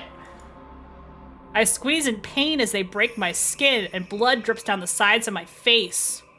I squirm under his grasp before he throws me back on the ground with another sadistic laugh. Human! Beg me for forgiveness and I'll reconsider your punishment. I'm too disoriented to respond. I sit up from where I've been flung aside and slowly try to recollect myself. Did something happen? Everything abruptly goes still. Oh my god, he beat my butt. I look up and see that the Karasu demon is licking the blood from his nails. He's doing that and then... Delicious. What? I found it! I finally found it! You were useful to me after all! Oh god, is he gonna eat me? Oh god. Holy shit! Bro!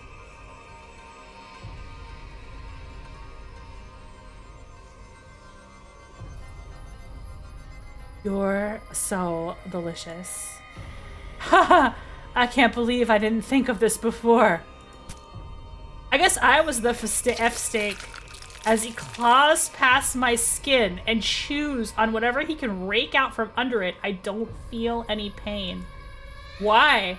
Is it just so painful that I don't feel anything anymore? The body is a strange thing. I watch as the Karasu demon helps himself to my innards, pulling organs out from beneath my ribs like I'm a piñata full of candy. Bro. My blood stains his teeth. He gets a little stringy piece of meat caught in them every now and then. I close my eyes when I see him slurping down another piece of me. Maybe that's my liver? A kidney or something? I don't know. I just... My new favorite food. I'm going to eat an entire village. I'm going to feast.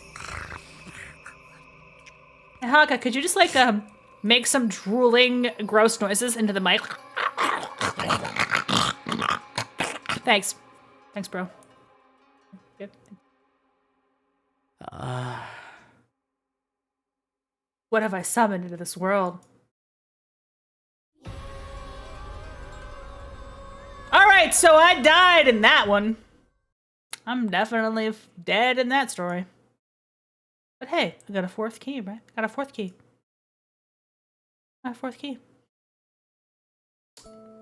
Wow, I'm hella dead in that route.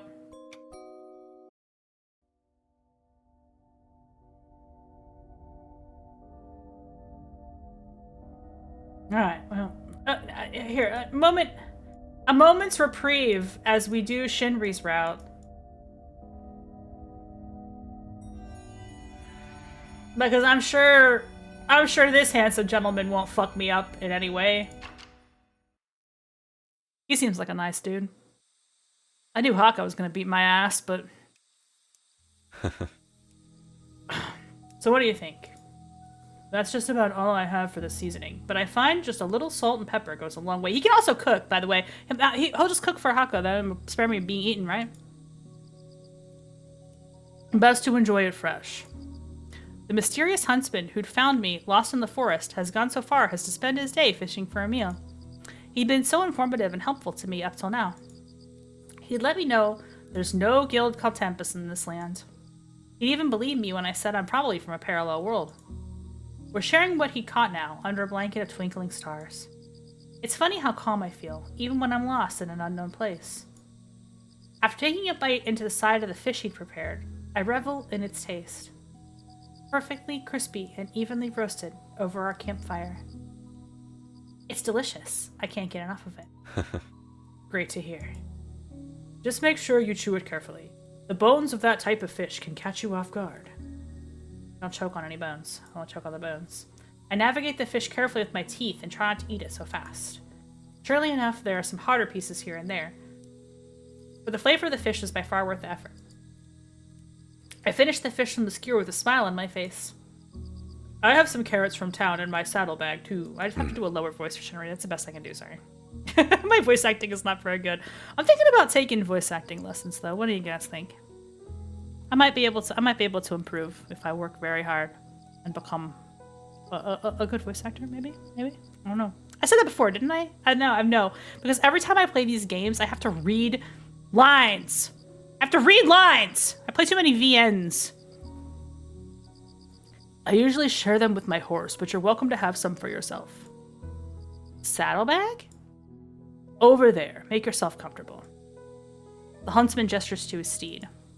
By a knotty old tree, a large dark horse with a mane and tail of smoke watches me from the side. Well, it watches me somehow. Though it has no eyeballs and only empty sockets, excuse me? Game? Sure, whatever, okay. The horse is blind and has no eyeballs, and it's still acutely aware of its surroundings. I'd been terrified of the horse the first time I'd seen the huntsman galloping on it. I still don't know what to make of it, if I'm honest. You don't think I'll scare it if I approach suddenly? As long as you don't throw your arms up high or something, he's fine. Why don't you try petting his shoulder? Here goes. I can't say I've ever pet a demonic-looking horse without eyes before. I make my way over and touch the side of its shoulder. Its coat twitches under my touch, but the horse otherwise doesn't leave its spot. Horse noises. Do we fuck yet? There's only one ending. There's only one sex ending, and they don't show anything.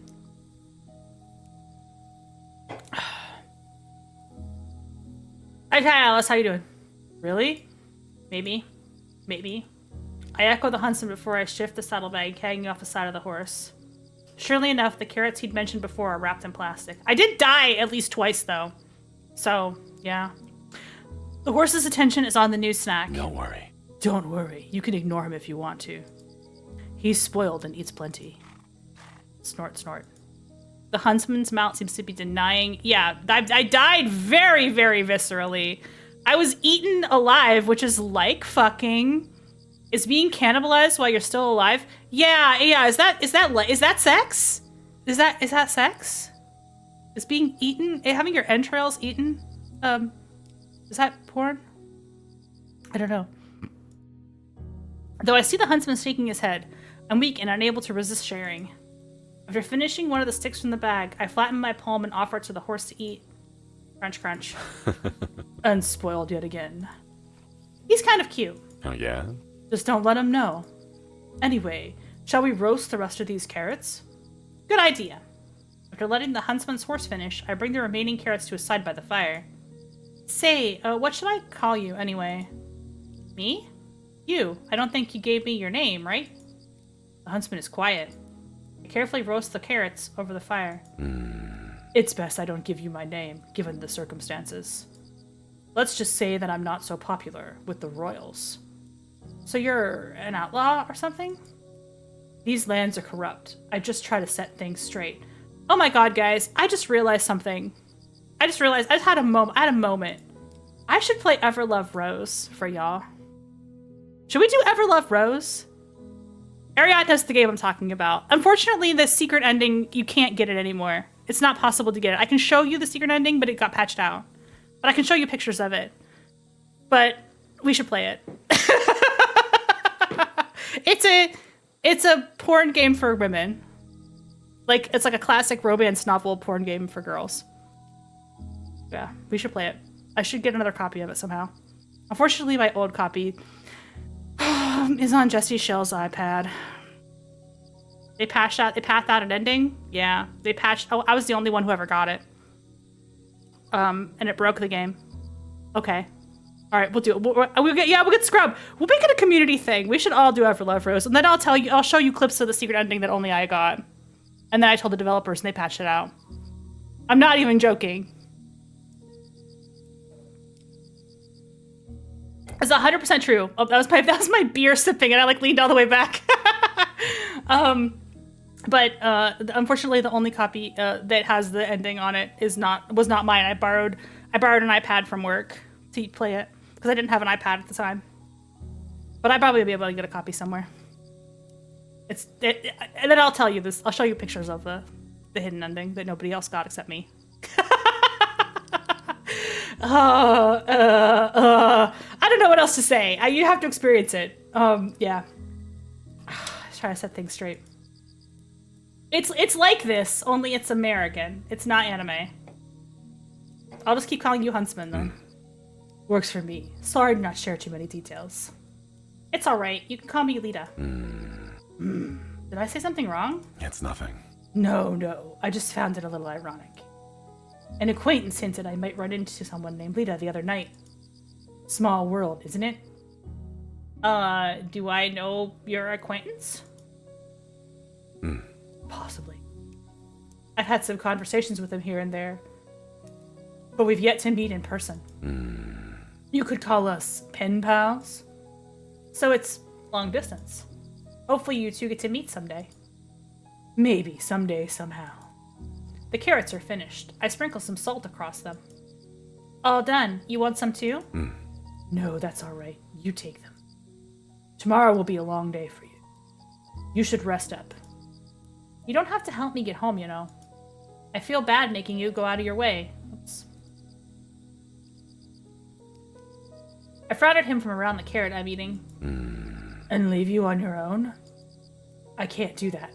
The fire plane's not too far from here, and that land has been in chaos ever since. To put it simply, the nearest kingdom is too dangerous for a stranger on their own. Don't worry. It's no trouble at all for me to help you return to your own world, so don't worry about it. It'll be okay. We'll figure it out together, I promise. Well, he's not trying to kill me, guys. I'm not trying to eat my flesh. It would be rude to refuse his help at this point, right? And it's not too bad either. After exploring this road a little on my own, he'd been the only person to hear me out, let alone be kind to me. Thank you, Huntsman. Ugh. After taking turns to bathe in the river, we wrap up the night fairly early. I'm more exhausted than I thought. When's the sex? It doesn't take me long before I drift off to sleep. Or at least I think I'm asleep when I hear the huntsman talking to himself. Hey, are you there? So you hear me too. Nobody's there, right? I don't hear another voice responding to him. Lita arrived on my side. Me? I'm losing you? Say that again? I strain to listen harder, but there's still no other voice present. The huntsman is talking to himself outside my tent, as if someone is there with him. I wonder if I should worry. I'm not sure. Don't worry. I know. Don't worry. I'll keep Lita safe. I'll try and keep you posted around this time again. The conversation with himself ends. He's calling the Emperor of Star Wars. He's got a phone call. Too sleepy to keep pondering, I drift off into slumber. Sleep well? Huntsman greet me when I see him the next morning. I remember how unsettling it'd been to hear him carry on a conversation with himself last night. Bring it up, keep it to myself. Ooh, I don't know. Somehow Bettel has returned. Yeah, he's maybe it's just a secret message from Bettel. What should I do? Should I tell him or should I keep it to myself? This seems like a choice.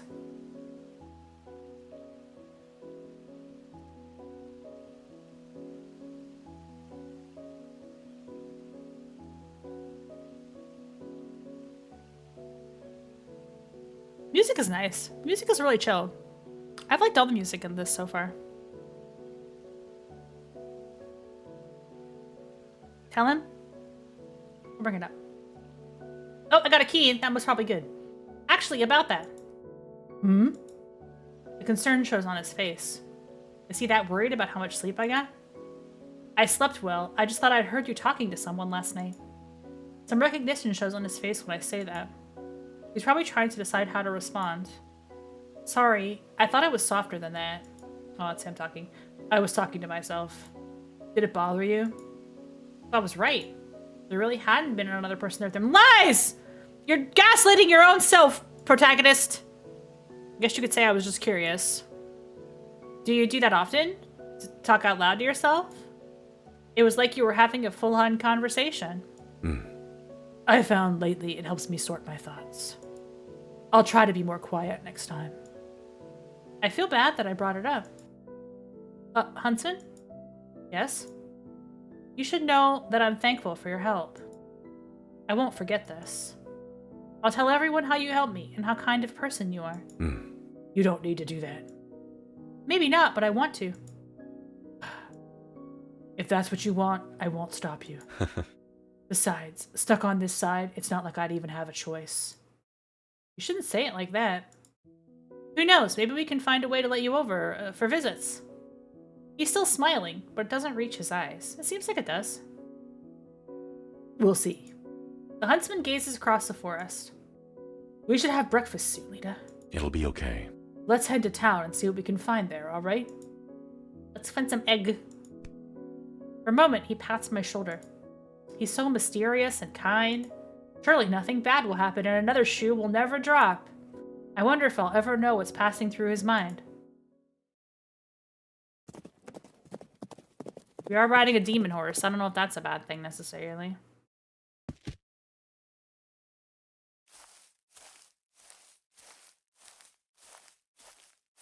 Oops, hang on. My vocab thing did a thing. Is it still up? That's weird. Did a thing. I will never forget the night I found you crying by yourself in the forest. Oh, jeez. I was crying by myself in the forest? You called me Shinri. That is your fucking name. God damn it. Josuiji Shinri. I'd understood my role as your protector. Because I'd known who you meant. Because prior to your arrival, Shinri's voice, as well as your memories from the other side, had reached me. Wow, this is like the second horniest route so far. Stronger and stronger. Realms apart. It didn't matter. Shinri and your guild companions were searching for you.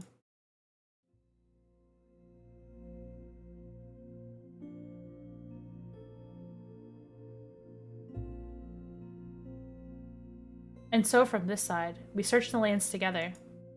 Together on horseback, Lita. Day by day, we traversed about all of Elysium in hopes of finding you a way home. But we failed. We spoke to mercenaries, to peasants, and to nobility. But none of them had ever heard of another Elysium. Maybe they hadn't, but I had. Because for reasons I hadn't told you, I'd been wanted by many kingdoms for a long time.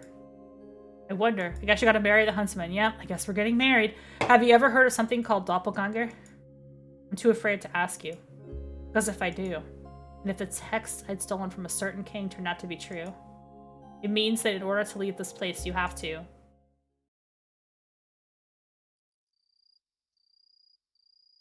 Thank you for today. We searched about everywhere together, didn't we? I know you said you want to help, but I wouldn't blame you for stopping at this point. You're still feeling bad about it, I see. You worry too much about me. But for someone like me, it's fine not to. Then again, that must be something you learned from your world. From the other me and your guildmates. Don't worry. No need for that. It'll be okay. I promised I'd help you find your way back, and I'm a man of my word. My words put you at ease. I watch as you huddle close to our campfire and adjust the blanket over your shoulders. Two of us seem to have developed a routine by now. I guess we're fucking.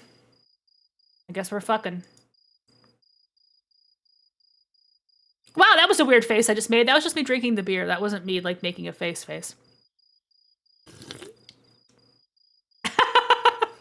The bottom of the can is doing a weird thing. I thought I would be the only one. How long has it been since you arrived? Because I'd come to enjoy your presence so much, I lost track of time and stopped counting. We're getting married. You're right, Latunia, we're getting married. Had it been longer? Do you remember how long it's been since we started looking? No, I forgot. So you feel the same. I guess I stopped paying attention. I'll get back eventually. And this isn't terrible. You've been a good friend to me. I realize that no one said that to me before. I can't recall a time everyone has ever referenced me as their friend. I pull on the brim of my hat. I forgot to keep count, too. I suppose it can't be helped. Right? Anyway, you take your turn bathing first tonight. I need to make some preparations for tomorrow. Oh, yeah? Tomorrow? A few days ago, when I asked you about your birthday, you couldn't tell me. Ah, that. How can I explain that my memory doesn't go that far back? It's like this world is... I thought that was really sad, Huntsman. Oh, yeah? Did you? Of course you would. So we're celebrating your birthday tomorrow. Your birthday going forward will be 11/28.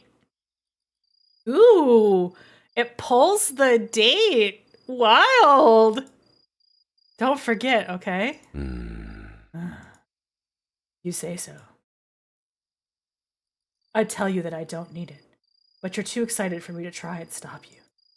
I'll take a bath now. Can I see that? Can I watch the bath? Is that a thing I could look at? Video game?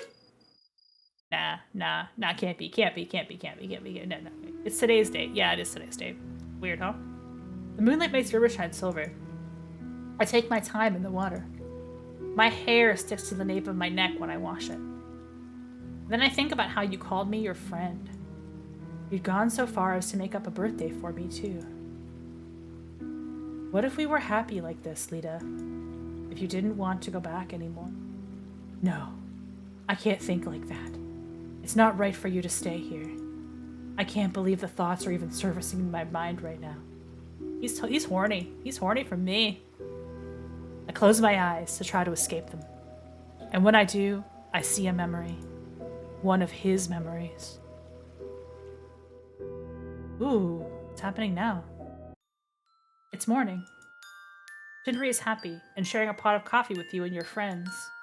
Someone with two different colored eyes spilled some on himself. His pet jingles loudly as it flees a splash. That's Gavis Bettel. It's Gavis Bettel. A man with blonde hair is arm wrestling with a smaller man in a ponytail. A young man in white and blue is carrying a still sleeping red-headed teammate into the room on his back. Did he just not want to wake up? Seems like it, huh? Let's give him 30 minutes.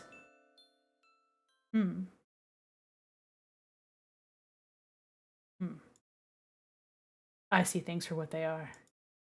Life together with me in this miserable parallel world can never compare to like something that you had the life like before. So I'll send you home. I'll send you somewhere happier, without hesitation. And according to that text I'd stolen from the ice plane, about the project called Doppelgänger, I know exactly what I'm doing. I have to help you finish this route we're trapped in. What, the route? You know I'm in a route. Today is the huntsman's birthday. Since he told me he couldn't remember his real one, I thought it might be fun to try celebrating today. He doesn't know it, but I managed to prepare a gift. I'm excited to give it to him. If only I could actually find him. He's not in his tent. Weird. Huntsman, are you here? Aside from me, our camp is empty. His horse is gone. I have a sinking feeling in my stomach. Uh-oh. Just Shinri, just Shinri, just Shinri, just Monica, just Monica, just Monica. I searched the deeper parts of the forest for him. There's no sign of him anywhere. Huntsman? I call him again and still not met with a response. Why do I feel like something terrible has happened to him? No, I can't panic. I need to stay calm. Okay. This is a repeat. Okay, well I guess I have to go to town. I hurry from the forest to the meadows I remember. Man, this is like pretty country. Huntsman? And what I see next is... Oh my god! He's fucking dead! The fuck? We didn't even get to bang! We didn't even get to bang! But why though? We didn't get to bang? There was a whole setup. I got blocked by death. That good, bro? An arrow protrudes from his chest. His dark hair is pulled around his head, and his hat sags from its usual position. His blood stains the blades of grass beneath him a dark, gritty red. As he looks at me, I see it dribbling down the sides of his mouth as well. How long has he been like this? Who did this to you? I fall to his side. I can't believe my eyes. I'm sorry. I didn't want you to see. As I reach for the arrow in his chest, the huntsman touches the side of my wrist to stop me. Listen to me, it's okay. It's not okay, you need help! My eyes are flooding with tears. That's sad. Why would they do a sad ending? At least I didn't get murdered, but geez. Am I too late? Can he still be saved? Don't cry. This may not make sense to you, but I did this to myself. I did this to send you home. For me? I never wanted this. My throat is burning. I hiccup and sob, unable to keep myself under control. It was his birthday, too. You know, it was his birthday. Sorry.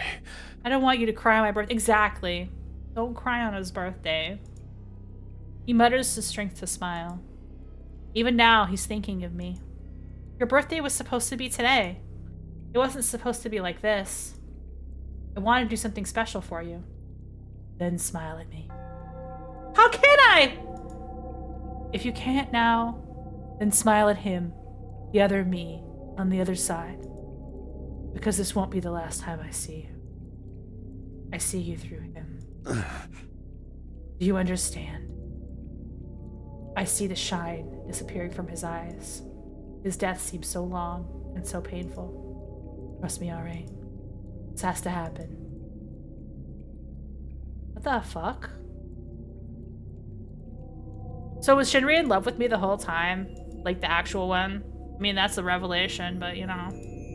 Who's left her his bow and his arrows. And though I believe this must happen, because he tells me so, with his bow and an arrow, I could help him. I could. Could I? You don't have to. He's still so kind. He'd allow me to leave him here, but I can't do that to him. Oh, I get to kill him myself? Fuck. I will. I rise from where I'm crouched. I'm lightheaded from crying, but I collect the arrows and raise the bow in my hands. Holy shit! Time to murder a VTuber. I aim between his eyes. His smile has finally met them this time. I want to help him. I don't want him to hurt anymore. And most importantly, I want to smile for him on the other side. I draw the bow and... he is dead. Fuck. Happy birthday, Huntsman. Wow. Okay. Happy birthday, son of a bitch.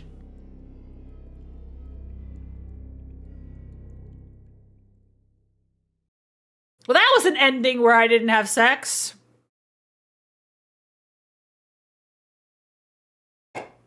They were so setting it up, too. SMH.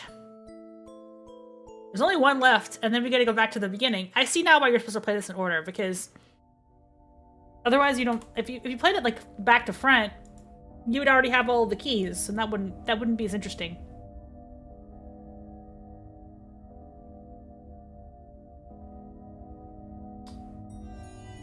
Last path.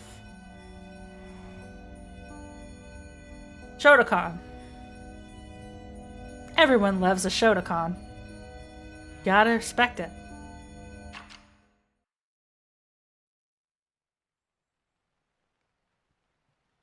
Rain slips through the green foliage above me. It falls and patters against my skin and hair.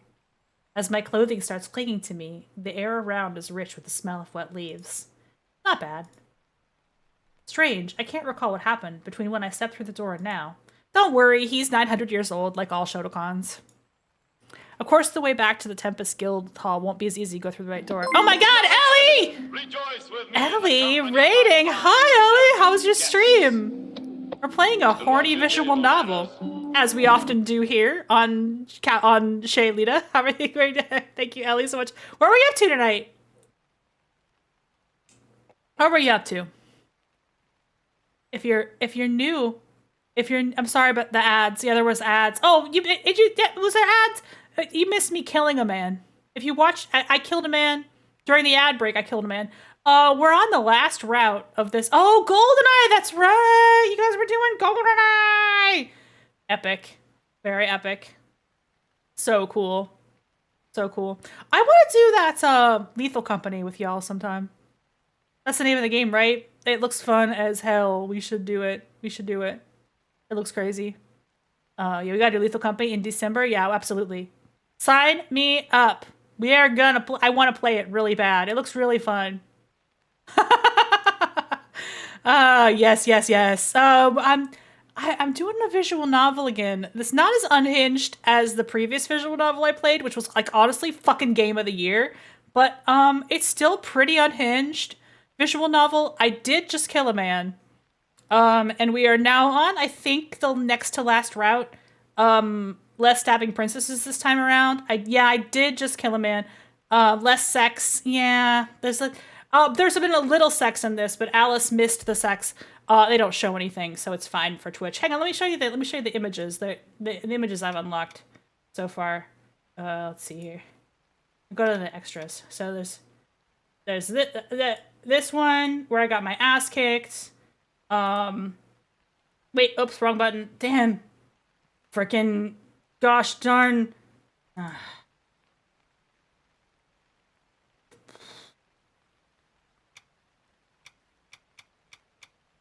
Something I can't understand, how I can just kill a man. This one. This ending is the sex ending. Hello?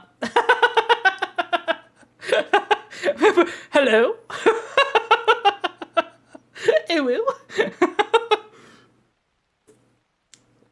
That's all they show, though. So you know, yeah. That guy, guys, poor bastard. This guy killed me. This is like sex. I did get eaten while I was still alive. Doll hands? Yeah, you got doll hand action going on there. 4 is a kind of sex. Yeah, they actually devoured me. I mean, it's hot for some people. If that's your thing. Yeah, it's a pretty brutal. And then this motherfucker's dead. I don't know what's gonna happen next. It looks like there's more. There's two more. So this, obviously, the Shota route that I'm on now. McKenna S. Flayon's route. And then this is obviously the true ending, which I have not unlocked. So, yeah, we're just, we're chilling out. We're doing a little visual novel. Yeah, I guess I will get back to it. But GoldenEye. Yeah, man, we gotta do that Lethal Company. It sounds like a blast. I really want to play it. Vor is a kind of sex. I'm also Having my second beer of the night, so if I make a weird face at any point, it's because I'm tipping this bottle up. And it does that to my model. There's no point in sulking. I may as well try my best to figure out where I've turned up. I know it's a forest at least. Then again, I know we just started this part of the game, so I don't know what's happening. I've never been good with need a beer for my model. Yeah, I have a drink. I have a little glass. I don't have a beer though. Let me see if I can add it. Little image.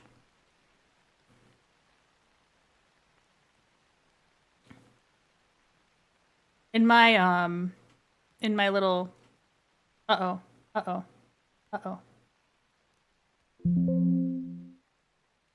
Please don't crash OBS. Just doing a gag, please.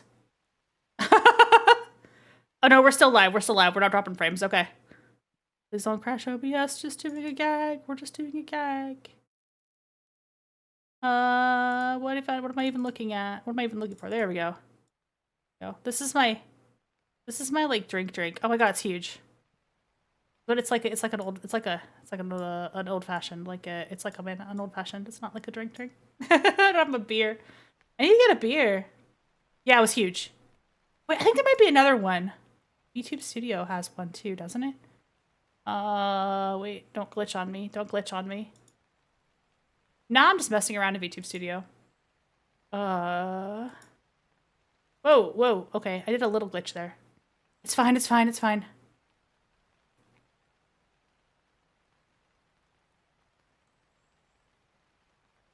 Oh, here we go. I got a whole bunch of beverages. But they're not... There's no beer. I'll need to add a beer. But you know what they do have? Beppis. Delicious Beppis.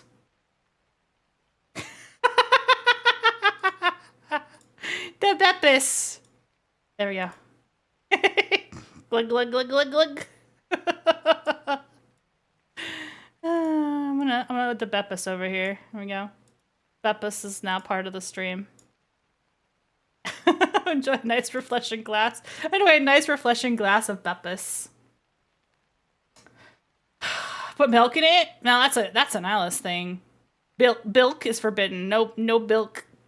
Next Tuesday, we're gonna do another unboxing stream. I got a bunch of Japanese candy, so we're gonna do another unboxing / piano stream again next Tuesday. So tune in for that. I got a bunch more Japanese candy.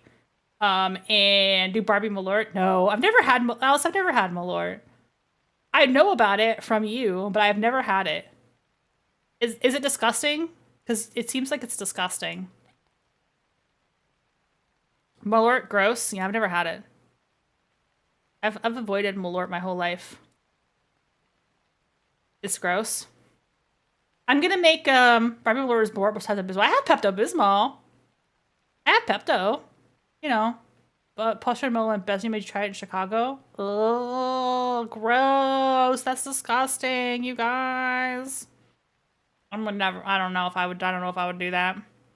I've got some liquors, but I don't have any Malort. I've never had that. No, next week we're gonna do Japanese candy unboxing again, and Christmas carols.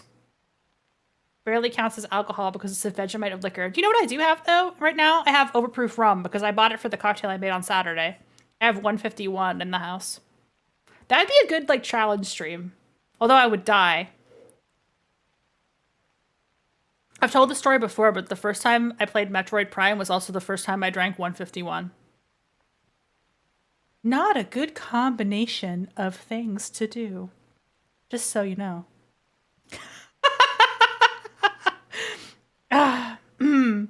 I always associate those two things together. I like Metroid Prime. And I actually don't hate 151. But if you're playing a first-person shooter and you're drinking strongest possible alcohol, maybe don't do that. Maybe don't do that. It's not a good day. Oh my god. Hey, I'm doing Mario tomorrow too. Maybe. Hopefully. We're gonna try and fix my capture card issues. Still Nintendo-vember, so I'm Nintendo-vembering as well. Where was I? Oh, right. Rain. We were in a rainy situation. All trees look the same to me after a while. If only our Machina X Flayon. If only we were all Machina X Flayon. The Guild's Pilot. Oh, by the way, this game, if you don't know what this is the official Hollow Tempest visual novel. Hollow Tempest is the male branch of HoloLive. HoloStars is the male branch of HoloLive, but this Hollow Tempest is specifically the first wave of English male HoloLivers. They're pretty good streamers, but every one of these characters is a live streamer, so it's just a little awkward when they kill and or fuck me. But, you know, whatever. I'm having a good time with it. I knew it was going to be awkward, and I was just going to roll with it. Yeah. He really needed to check his maps after initial expedition, and I always reached out to him when I find myself lost somewhere. Oh, there's an idea. I think to check my communication device and contact him. Come on, Flayon, pick up. Flayon, infamous for also playing Otome porn games on his stream. He's played some real sucky porn games. You gotta be kidding me. I'll have another try. Oh, failed signal again. I hear something or someone approaching, but I have no weapon. Turning to face the source, I raise my fists in case I need them. Ah, it's him! But when I do, I see someone familiar. And this is just Lies of P. Red hair dripping from his face. Flayon seems to have found me here in the woods. I see. It's you. Where did you go to for so long? I waited here for years and years. I thought maybe you wouldn't come back for me. But it's really you. How beautiful. I'm so happy I could die, Master. Master? Oh, okay, this is going places. You waited for years and years? You said you waited here for years and years? How long have you been by yourself? I don't think I'm the person he means by his master, but I still need to try and figure out where I am. Anything helps. I lost count. You left me here a long, long time ago, so I can't remember. Sorry, but there's no way. Flayon's lookalike seems unhappy with my denial. He won't let me have this. He stares at me as if I'm lying to him. Fine, what makes you so sure it was me? Your name is Lita. Yeah, it is. So I was right. It could still be a coincidence. I refuse to believe I'd do something so cruel. I'd never abandon anyone in the woods like him. Oh, sorry, hiccups. Oh, that was just a belch. I just belched on stream. Cursed. It's all the Beppis, I'm telling you. I don't blame you for what you did, Master. After all, you're the reason I exist. There's such finality and weight to what he said. He believes to the bottom of his heart that I'm his master. But what does he mean by that? I only feel more confused than I did before. Are you Flayon? Flaya, is that you? If this is Flayon, something's very wrong with him. The smile on his face dims. It's at this moment that perhaps both of us realize we've been mistaken. This has to be the reason. The disappointment is showing on his face. No. No. Flayon is... See him hesitate. Flayon's name means something to him, but I don't understand it. Flayon is dead, Master. Oh, R.I.P. Machina X Flayon. You yelled at me. You said you wouldn't call me by his name anymore. Because it hurts when you do. It breaks your heart, remember? And you having a heart is what makes you human. You said that you were different from me because I can't understand your pain. That's what you told me. I did? What the hell is he even talking about? There's no way I could just forget Flayon dying. It's impossible. Right? Does calling me Flayon again mean that your heart is fixed now? That must be why you came back. No? You're not Flayon. I'm sure about this. You have the wrong person. Pretty sure I get this, Rudis. I'm sorry, there's just no way. But you created me. Really? Did you really forget? There are reasons beyond simply forgetting that make his claims impossible. That's just the thing. There's no way I could have created you either.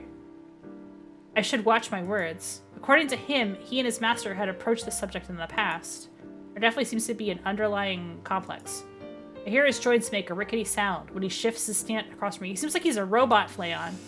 This person is not human. Yeah, okay. He's completely mechanical. A robot Shota! I just don't have those sorts of skills. Abandoned automaton, no reply. As I wait for one, I realize the rain has lulled to a stop. Automaton still stares at me. He does kind of have like a Pinocchio vibe.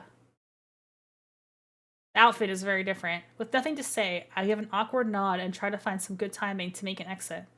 Good luck finding Lita, okay? I mean it. I avoid meeting his gaze as I turn to leave. In the very same moment, the automaton suddenly breaks the quiet. No. You can't. No! Whoa, that startled me. The shouting shoots fear through me, and before I know it, I'm running away from the forest without thinking. Without looking back. His voice falls further and further away. I can still hear his mechanical legs crooning and grinding as he tries chasing me. Don't go! I need you to stay with me! Forever! Lies of Flayon. You promised me! I've run until I don't hear him anymore, and eventually come to the edge of the forest. Though I seem to have lost him, it's still difficult for me not to feel uneasy. The automaton may not be human, but he still sounds like it. No, I can't think about that anymore. I can't afford to feel guilty over something I didn't do. My eyes search the clearing for any signs of shelter. In the far distance, I can see a greenhouse and a small chateau side by side. Okay, we got 2 different locations to go in. Any thoughts? Any thoughts? I'm not going to return to the forest. Have some more Beppis. Oh, I don't know. Let's do the chateau. Asking the chateau's owner for information seems like a good idea. Once I know more about where I am, I should have a better understanding of how to get home. Achoo! I sneeze. In the moment that follows, I realize I might be getting sick from the rain. Serves me right, I guess. The timing couldn't be worse. I feel chills beginning to develop, but I can't afford for that to slow me down. I should be on my way. Without looking back, I trudge to the chateau in search of some answers. When I finally reach the chateau, I find that the door is unlocked. Hello? I try calling into the foyer, but nobody seems to be home. I take a nervous step inside, lingering near the door. This looks like the Fire Prince's house, though. Anybody here? Unless I just reused the background, which I probably did. It's as I call out again that my elbow sweeps a crumpled note from its place on a side table by the door. God, why am I so clumsy? I crouch to return it where it's been and see... I'm going home. Don't follow me. From... Lita. But that's me! But my name is all glitchy, which seems bad. The glitchy thing seems bad. This is my own handwriting. Does that mean the automaton's creator is actually... me? Is it me? Did I do this? I feel like I'm going to be sick.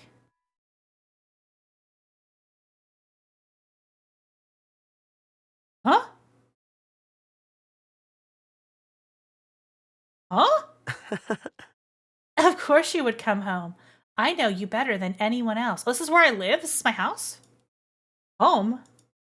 I'm so lightheaded. I close my eyes to keep my surroundings from spinning.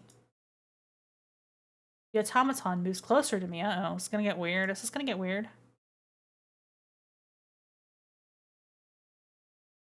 Yeah. Ah! Short a jump scare! This is your home.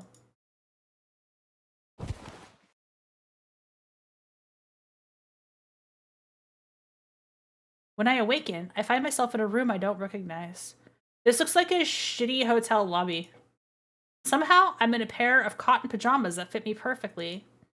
What's happening? Ugh! You were asleep for a while. Seems I can't escape the automaton. You remember your home yet, Master? Don't call me that. Just Lita is fine. Anyway, I'm so confused. You carried me back here after I fainted? Where did the pajamas come from? These are your pajamas, Lita.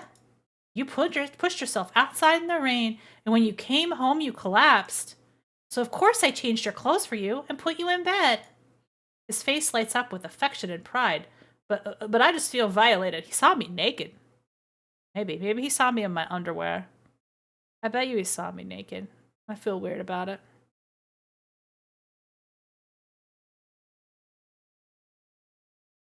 Does he think I'm going to thank him for that?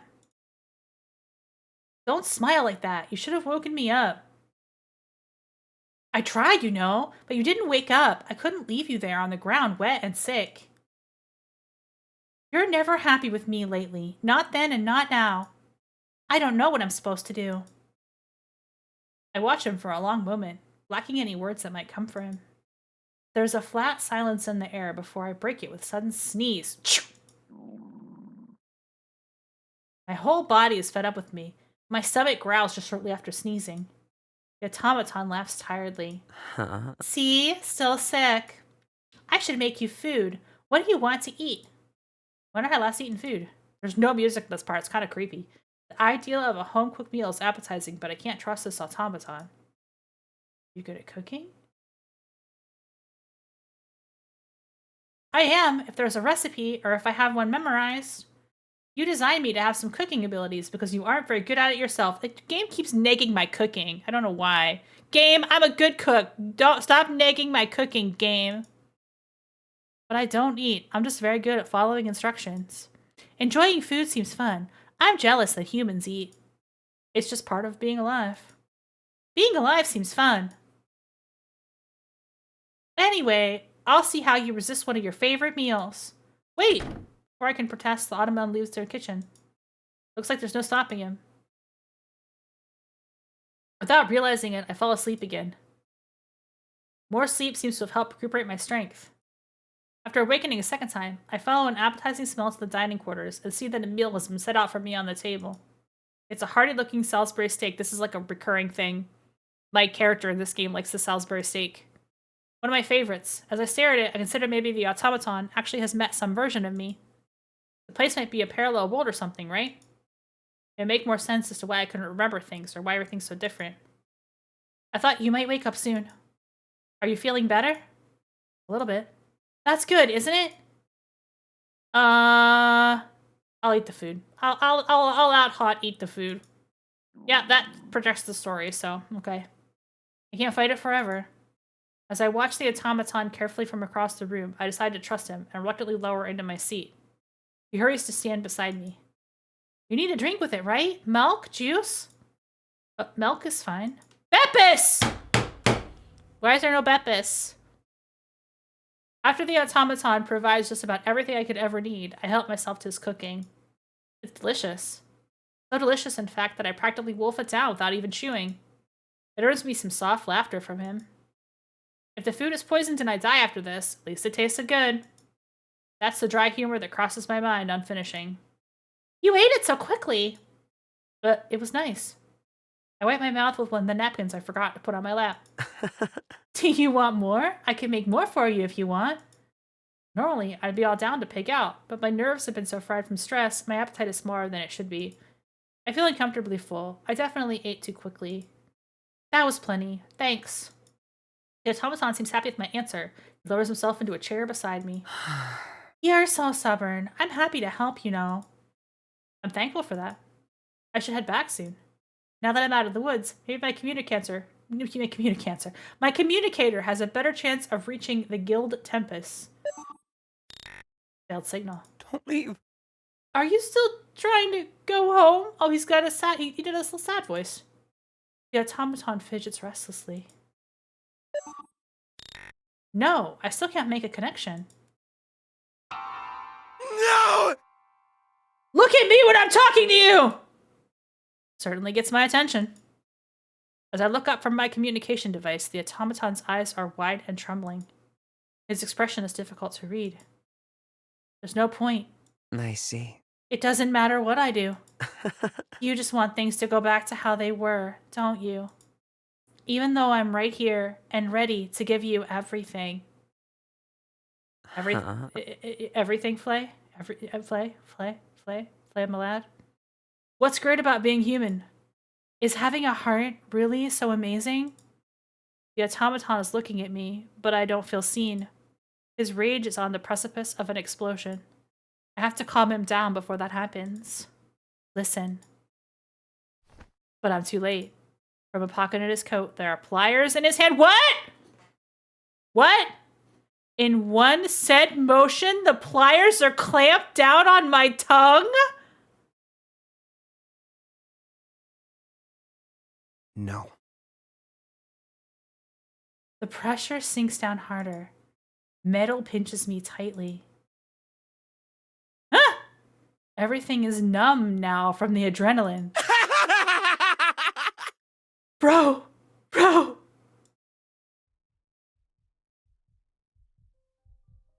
The automaton retracts his hand. Pliers still in them. Oh my god, look at how girly his little fingies are. This red painted fingernails? Did he just rip out my tongue with pliers? Holy shit. From there, he drops a piece of my tongue he'd torn off on the ground. I brought these from the greenhouse earlier. I had a feeling somehow I'd need them. Just the tip. He took part of my tongue. Blood fills my mouth and my eyes well with tears. I watch the automaton in horror as he opens and closes the pliers flippantly as if they're a child's toy. Don't leave. I'm not good enough for you because I'm not human.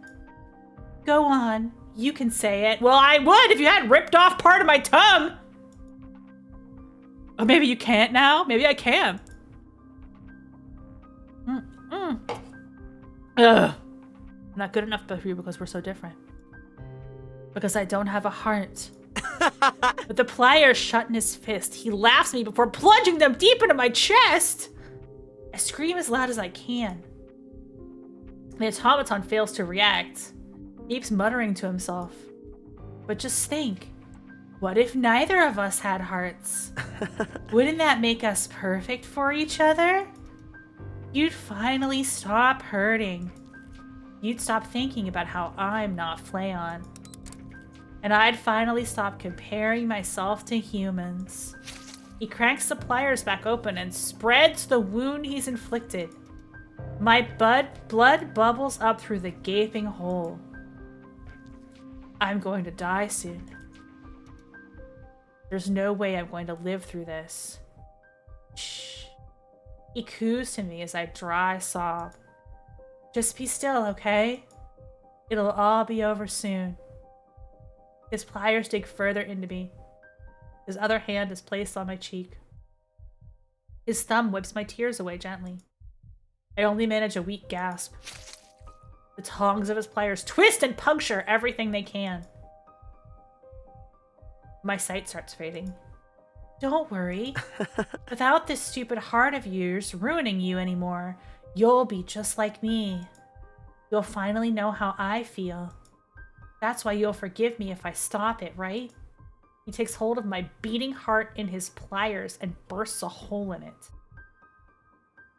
Those are pretty deadly for tiny little pliers. That's a pretty brutal weapon.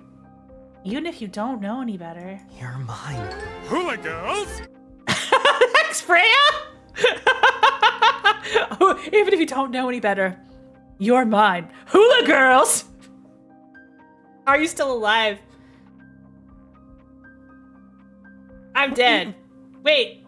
I'm dead. No. I got murdered by gunpla rippers. Don't go. No! Stay with me forever! You promised you would!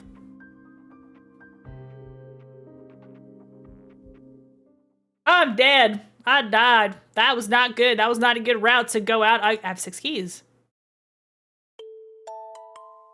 Uh-oh. What? Why'd it go dark? Why is it dark now? Why'd it go dark?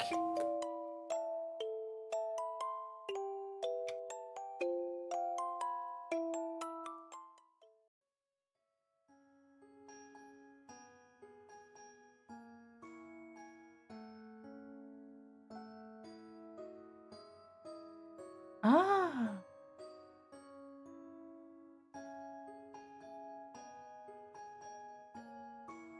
Huntsman, the Karsu Demon, the Abandoned Automaton, the Showman, Exiled Prince, and the Demon King. All 6 keys you were tired to collect dissipate into the abyss. A lock clicks. When you finally open the door... Oh, Shinri is still dead. Well... Oh, okay. We're going back in time now. Looking at all the different things that happened to me. All the bad endings. All of the bad endings. Bad end. Neutral end. Could have been worse. Also not the worst that could have happened. I mean, I guess I died, but, you know, it's okay. I wake up beneath the shade of a large tree. Is this the start of another twisted story? I don't know anymore. My whole body is sore and there are knots in my back. I take a deep breath. This place looks like Elysium. It looks like a meadow, not too far from the guild hall actually, but... Oh, Lita, is that you? Did it work? Hey, it's Shinri! They're back! Look, I see them over there! For real? Move out of the way, Bettel. Why single me out like that? Everyone else is in your way too. Hi, Lek. I think we got to the end of this game. I think this is the end. I thought there was. I thought I was gonna have to bring the keys back to the Demon King. I wonder what happens if you do that. I wonder if it's possible to do. I was worried we were gonna have to make signs for a missing person, but I clicked on a thing that said true ending, and I guess I got it. It's a truth. Now that we've found Lita, we can call this done and get the Halloween party started like we wanted to. Hey, it's the boys! It's the boys! And they're not mutated or demons or Shinri doesn't have a shirt on.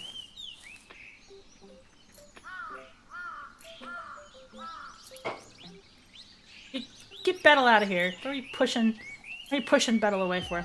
As the Tempest Guild members come closer to me, I prop myself upright at the base of the tree. I'm stunned and at a loss for words. Shinri wearing a shirt was the most jarring part, right? Right? Oh god, thank god it's really you! You aren't wearing a shirt! Because I've experienced so many tragedies, I don't know what to say to them. Would they believe me if I told them what I saw? Had I just conked out and seen a series of different nightmares? Yeah, that's kind of a lame ending if that's the case. No, they've definitely been real. I can't believe otherwise. Sorry everyone for making you worry. Where's Vesper? Sorry. I know. I'm sorry. sorry. I know, it's sad, I know. How long have you guys been looking for me? Way too long. By that I mean a couple of days now. Are you alright? Feel like you've been through it. You want me to carry you back? And we never spoke of that ever again. I never spoke of, getting, like, fucking, surprise sexed by Axel or anything. It did not happen in the nightmare world. How do I even approach this subject? Was I here the whole time? What did I look like when you saw me? You looked like you were sleeping just now, but you definitely weren't here the whole time. We searched most of Elysium for you after we were sure you were gone too long. Yeah, Altare sent me and Shinri out this way to check yesterday. We didn't see you then. Maybe we just didn't notice. Who knows?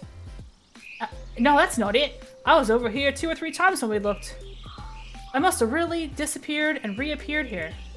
I physically wound up on the other side just like I thought. And now after experiencing those 6 different tragedies, I'm back here. I don't know how to even begin explaining what happened to the boys, so I guess I'll save it for another day. For now, I'm just relieved to be back. Things are going to be okay now. I missed them. I missed these guys so much. I had really bad dreams. Really, really bad dreams. I don't know why I was out so long, but that's about all I can say. That's okay. I get it. I understand that feeling too. The 2 of them look at each other as if they know something I don't before they look at me again. Come to think of it, hadn't their doppelgangers come into contact with their other selves? Yeah, allegedly. I guess I'll find an opportunity to ask them one day. Let's not beat around the bush. We should get Lita up and out of the dirt. So are we still gonna open the hall for the party? Think it can't hurt. That's a good way to welcome her back. Oh right, you've got to set the sound system up for karaoke. Come on, I would love to karaoke with these guys. I would karaoke with these guys, man. Let's do it. Tempest Guild, call me. I'd love to karaoke with you boys. Get some going. Hakka, you and I could do Bring Me to Life. Yeah? You wanna rock that? Bettel, I hit you up for the Phantom of the Opera. You like that one a lot? I can do the girl part. Yeah? Boys? Call me. The boys help me up from the grass and lead me back toward the guild hall. When I'm on both feet, I'm met by a group hug. Some of them muss my hair or tease me, but I don't pay attention because I'm home. Doppel Shinri though, yeah, Doppel Shinri, huh?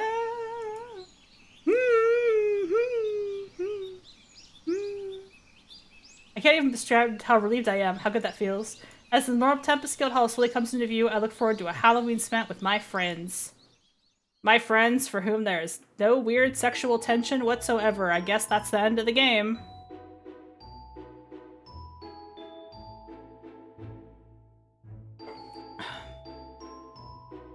Baby Bird!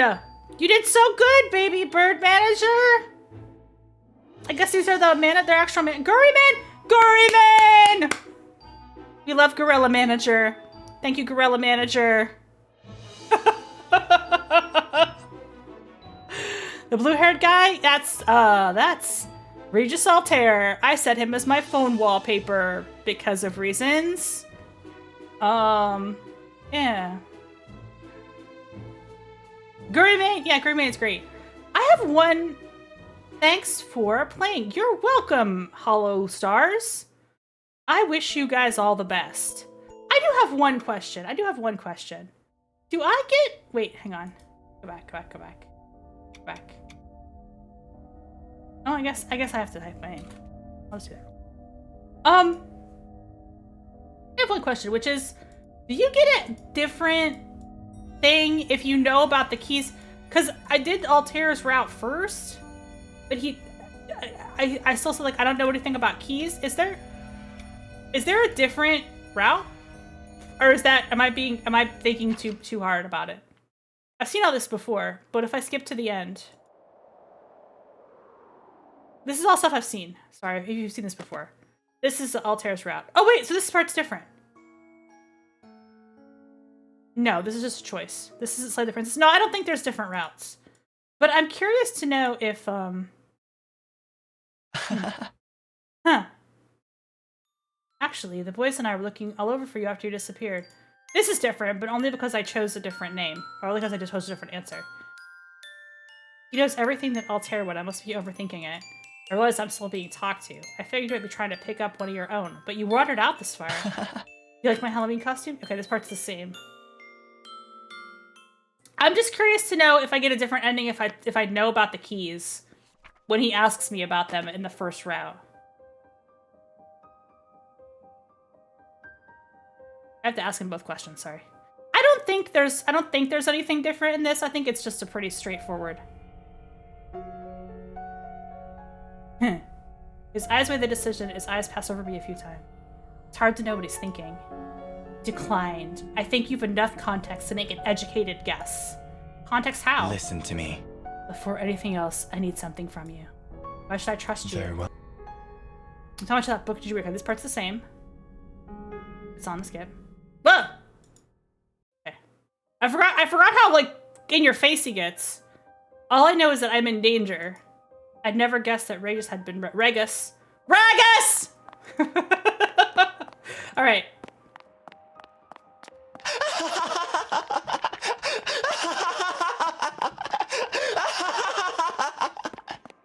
They really told that man to have a good time, didn't they?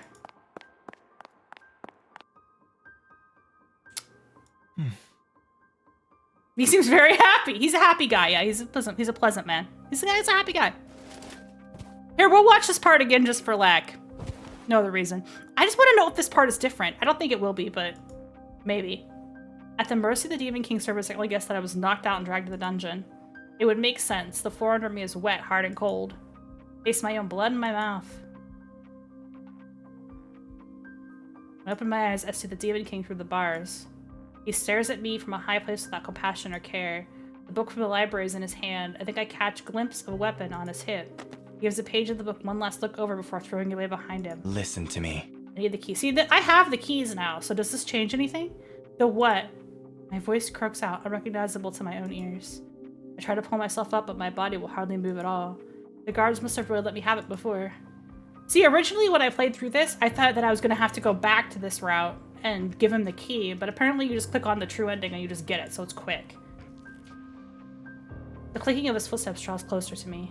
I don't crane to look up at him because my head is too heavy for my neck, but I can still feel him glaring through me. Ah! Feel the Demon King's boots come down the center of my palm, crushing it with his weight. Tears blur my vision while I try to free my hand from under him. He chuckles at me when I do. Without remorse, the Demon King twists his heel further into my palm. Yeah, this is part where he beats my ass. Then he beats my ass. But like, what? Do I get to give him the key? Scalding hot candle wax splatters across my face. Spasm on the floor. Hollow managers wrote this. A Hollow manager wrote this. Good job, Hollow managers, you sadistic fucks. Nice job, guys. You wrote some sadistic stuff. You wrote some good horror content. You wrote Hakka eating my innards. If I knew how to give them to you, I would. Oh, okay. So this part is different. But I can't help you even if I wanted to. They're like spiritual or something. They're not physical keys. Liar. I'm not. My voice strains a desperate way. Okay. So that part is different. Very well. We're not finished here until you give the keys to me. My heart sinks into my stomach with dread when I see him draw the weapon from his hip. Oh, and then this part's the same. Then he kills me. Listen to me. The Demon King stabs the back of my arm with his weapon. As I roll to try to bat him off me, I see some of my blood has splashed on his cheek. This is the same shot as before. Whoa. I need to get back to guild. This part is dark.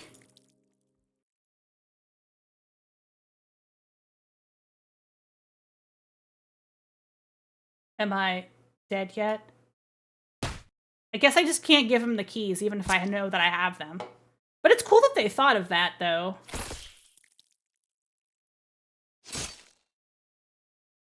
And then they kill you, I guess. Then I guess I'm dead again.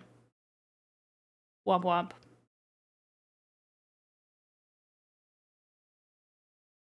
Yeah, I have all 6 keys. Wow. Ah, there you are. Oh, wait, no, this is different. No, it isn't. That part was the same, right? No, that was the same. Okay. Well, why does it do that glitch thing? I keep feeling that there's more to this, but that guy should have been your VTuber design. Regis. I like him a lot. I like all these guys. All these guys are great. I don't know if any of them are on Twitch. I think they're all on YouTube. As far as, well, some of them have Twitch accounts. But I mean, as their HoloLive personas, they're not on Twitch, I'm guessing. I guess that's all I should say. I feel like I'm breaking the rules somehow. Some of them are, the music is great, by the way. This song, really, really good shit. Really, really good. So I think that means I've unlocked all of the, you got your werewolf. I know. I'm excited to see what your next brand is going to be. So this is the final image, I guess. So all these are the wallpapers that you get for playing the game. What about what's the profiles? What's that? Is that just the characters? Oh yeah, you can see their profiles. Okay, so we'll look at them. Demon King of the Ice Plane, Research Tails Doppelgänger. Likes puzzles, submissive people reading, best in competition, dislikes ballroom dancing, loud laughter, insubordination, and sleeping in late. Cruelty comes to the Demon King as naturally as breathing, a tactician and a tyrant who instills fear in all who meet him after having taken the throne of the Ice Plane by force. With both ease and elegance, the Demon King was quick to dominate all lands, including the former ruling kingdom of Devils of Fire Plane. Pleasantly unthreatened by any opposition, he now stays in search of other nations to conquer. One day he would dream of another world, another version of himself.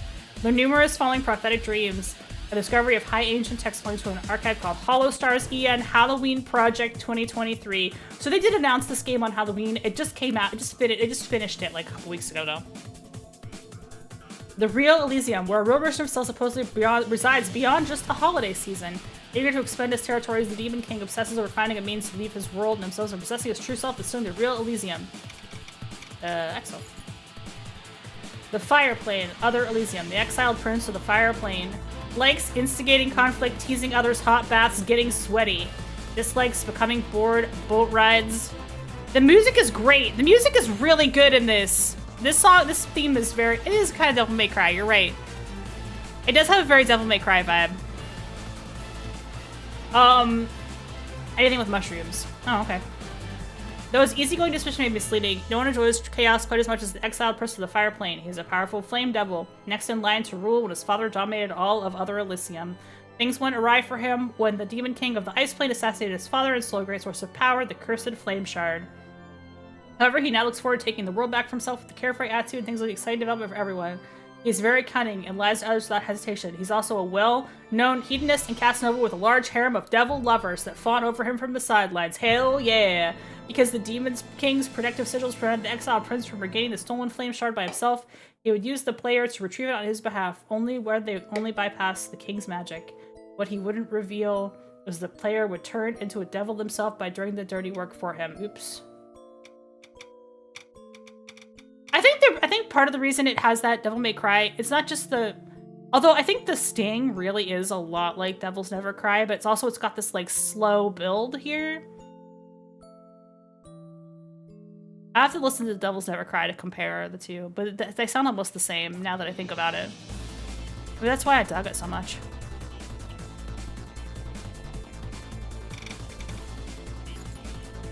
Machina, X-Flayon's Doppelgänger. Doppelganger's Doppelganger? What? Being together with his master, watching people cry, Rain, running errands. He likes watching people cry. Okay. Favorite food, doesn't eat. Modeled after an old friend whose life has met its end, the abandoned automaton was created for the sole purpose of providing emotional support and companionship to his creator, the player's doppelganger. After some time, the automaton's needy demeanor and lack of patience for his creator's grief drove a deep wedge between them, which led his creator to abandon him. Locals say the player's doppelganger mysteriously disappeared after they shot endlessly for a way to undo the past. Oh, he's got the doll joints! Alice, he's got the doll joints. It's gotta be doll joints all the way down, right? This is your man. Left on alone without purpose, the automaton will wait dutifully in the woods for his creator's return. Only met by the real player years later. I want to see his penis joints.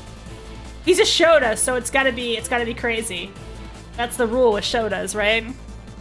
Well, the actual Machina X Flayon has a tail, so go with that. Left on his own without purpose. Emphasis on toy. Wait, the creators return only met with a real player years later. Automaton would demand they spend the rest of eternity together, as his creator had originally promised. A promise is a promise, after all. Cute. Adds one Hakka, Spirit Realm, Others, and Okuni. Likes having his hair played with. Oh, okay. Ornate trinkets, crystals, flowers. Favorite food, crab, human meat. Oh god.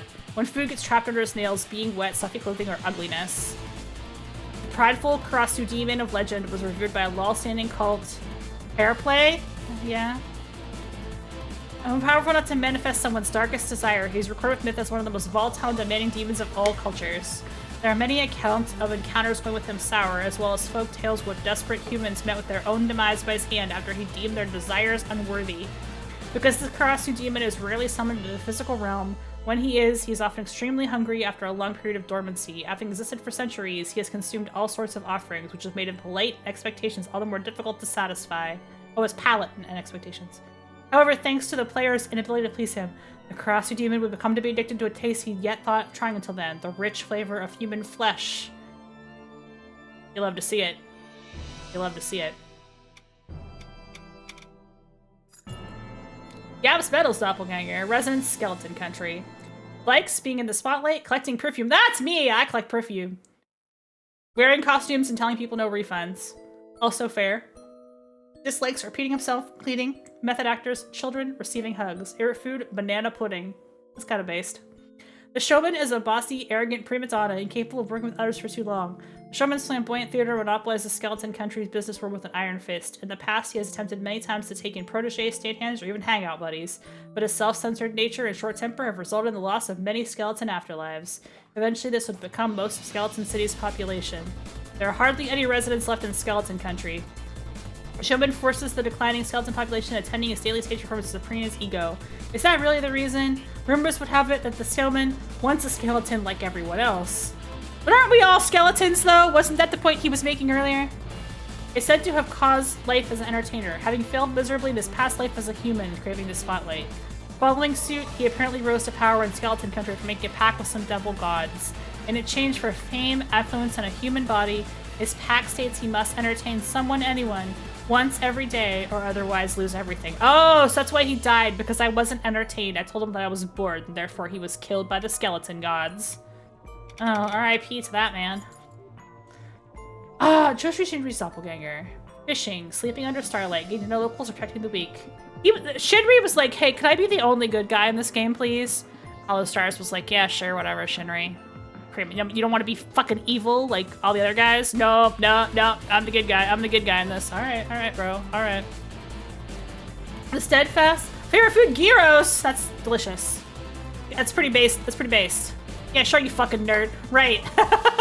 The steadfast and mysterious huntsman's loyalty belongs to no kingdom. He rides a strong moral compass, not care for where it lands him. He rides a ghastly horse without eyes. Though his appearance can be intimidating, he's revered by many villagers as a wandering hero and vigilante.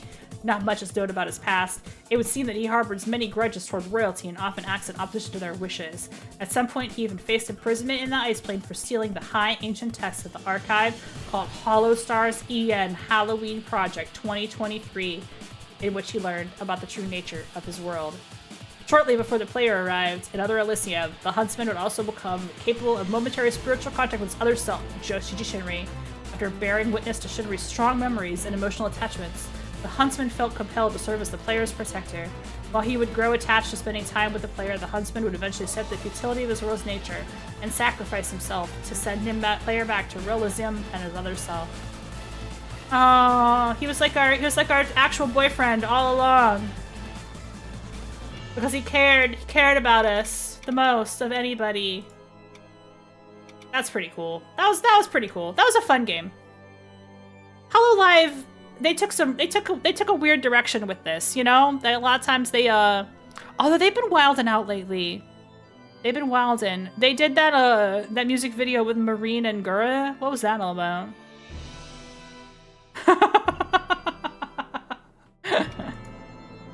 New model? Thank you. Yeah, this is my new look. Here, let me. I'm gonna go to the just chatting screen for a second. Does this song sound like Devils Never Cry though? It really does, doesn't it? I'm gonna shut this down real quick.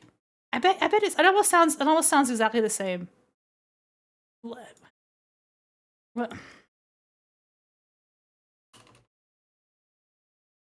I'm playing the Devil May Cry song.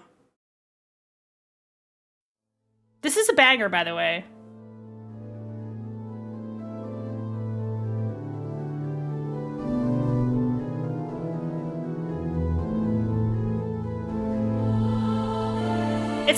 It's got the same kind of like soft build. I gotta turn it down a little bit. Hang on, it's too loud for me.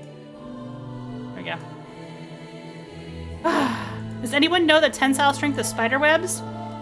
They're very strong, but it takes a lot of them to do, like... Oh, there's a video I meant to show where somebody made a guitar string out of spider webs. It took him forever to do it. Do we want to watch the spider guitar video before I go to sleep? I should save it for next stream tomorrow. We're gonna play Mario tomorrow afternoon. And next just chatting stream is going to be Tuesday. Strength is greater than steel, but only proportionally. That's right. It's very, very strong, but an individual. So this has lyrics. But here's the part where it sounds the same as the Doppelgänger song. You come over here. Right here. Anytime now.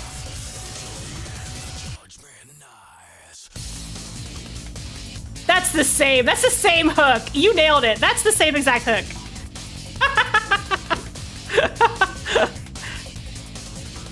Nah, this is Dante's theme from DMC3. No wonder I was like, this song slaps. It's the exact same hook as Dante's song.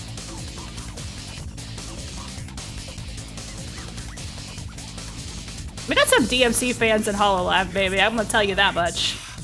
Not just the Gabers.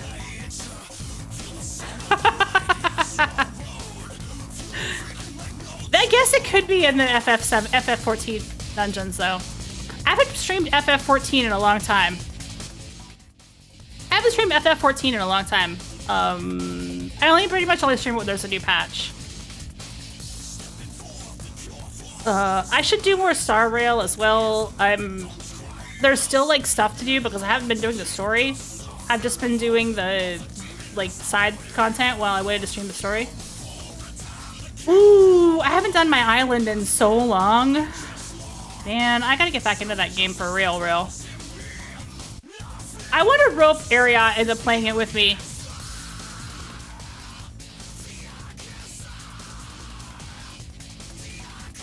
He was Fall Guys? Oh, yeah, because they had that whole crossover with Fall Guys. Was that fun, though? I didn't even check it out. Hang on, let me put on my theme music. I just want to see if that was the same hook, but it literally is the same exact hook. We're on to you, Holo Live. We're on to you. Y'all did Devils Never Cry. It's okay. I'm not mad. I'm not even mad about it. I love that shit. Oh, my shit is really loud though. Hang on. There we go. That's my outro. We're about wrapping up for the night. But stream again tomorrow. Tomorrow. In the afternoon. When I get my shit together. Also, I think maybe I figured out why the capture card is acting up. We'll see. Thursday I want to do Super Smash Brothers. So if you play Super Smash Brothers, and I bought you all good headsets. Yeah, I'm always buying you guys everything. I'm always buying.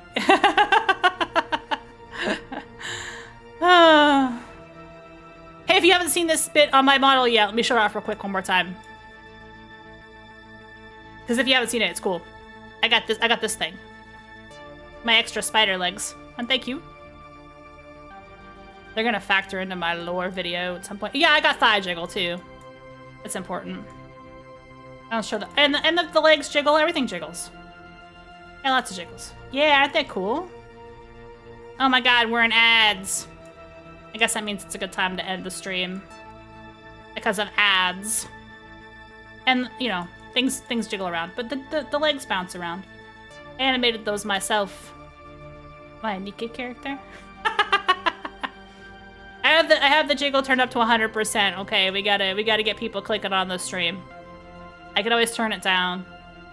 My dad watched the stream. He was like, I hope it's not just 12-year-old boys watching your stream. I said, I don't think it's just 12-year-old boys. I don't think it is. Sorry. Okay, folks. Let's find a raid out tonight. It is 11 o'clock and I'm gonna go to beds. 12-year-old boys couldn't survive that content. No, that content was way too cringe for 12-year-old boys. That was just pornography. It wasn't pornography. That was actually very tame. I'm gonna try to get another copy of Everlove and play Everlove on the stream. I promise you will cringe to death, but I'll show you clips from the secret ending that I have only told a few people about because I should have mentioned it in my review of the game, but I was too embarrassed. I'm 100% serious. And then they patched it out, so I'm the only person who ever saw it in the whole world. It's like one of the weirdest things about my whole life. This random indie game that's a romance novel. And it's not really a secret ending. They said it was a bug, but I still don't understand what happened to me. After all these years, I still don't understand. I think it's been 10 years and I'm still as confused as ever. This one was fun. I liked this one. It was a one and done, but I figured it would be, and it's relatively short, but I figured it would be. Slay the Princess, though. That was a banger of a VN. If you're going to play one VN this year, man, that VN slept. Nicole was streaming again. She's doing some Amogus.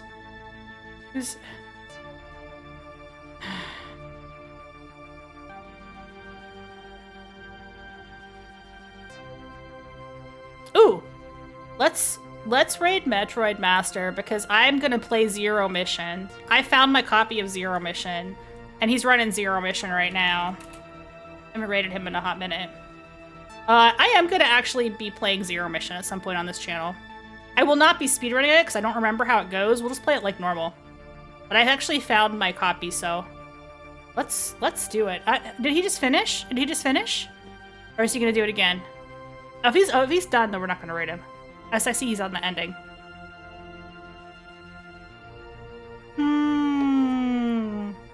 That content would definitely embarrass any boys. No holidays? I don't know if he's done. Oh, I hate it when it's like, it looks like somebody's about to wrap up their stream. We'll do it anyway.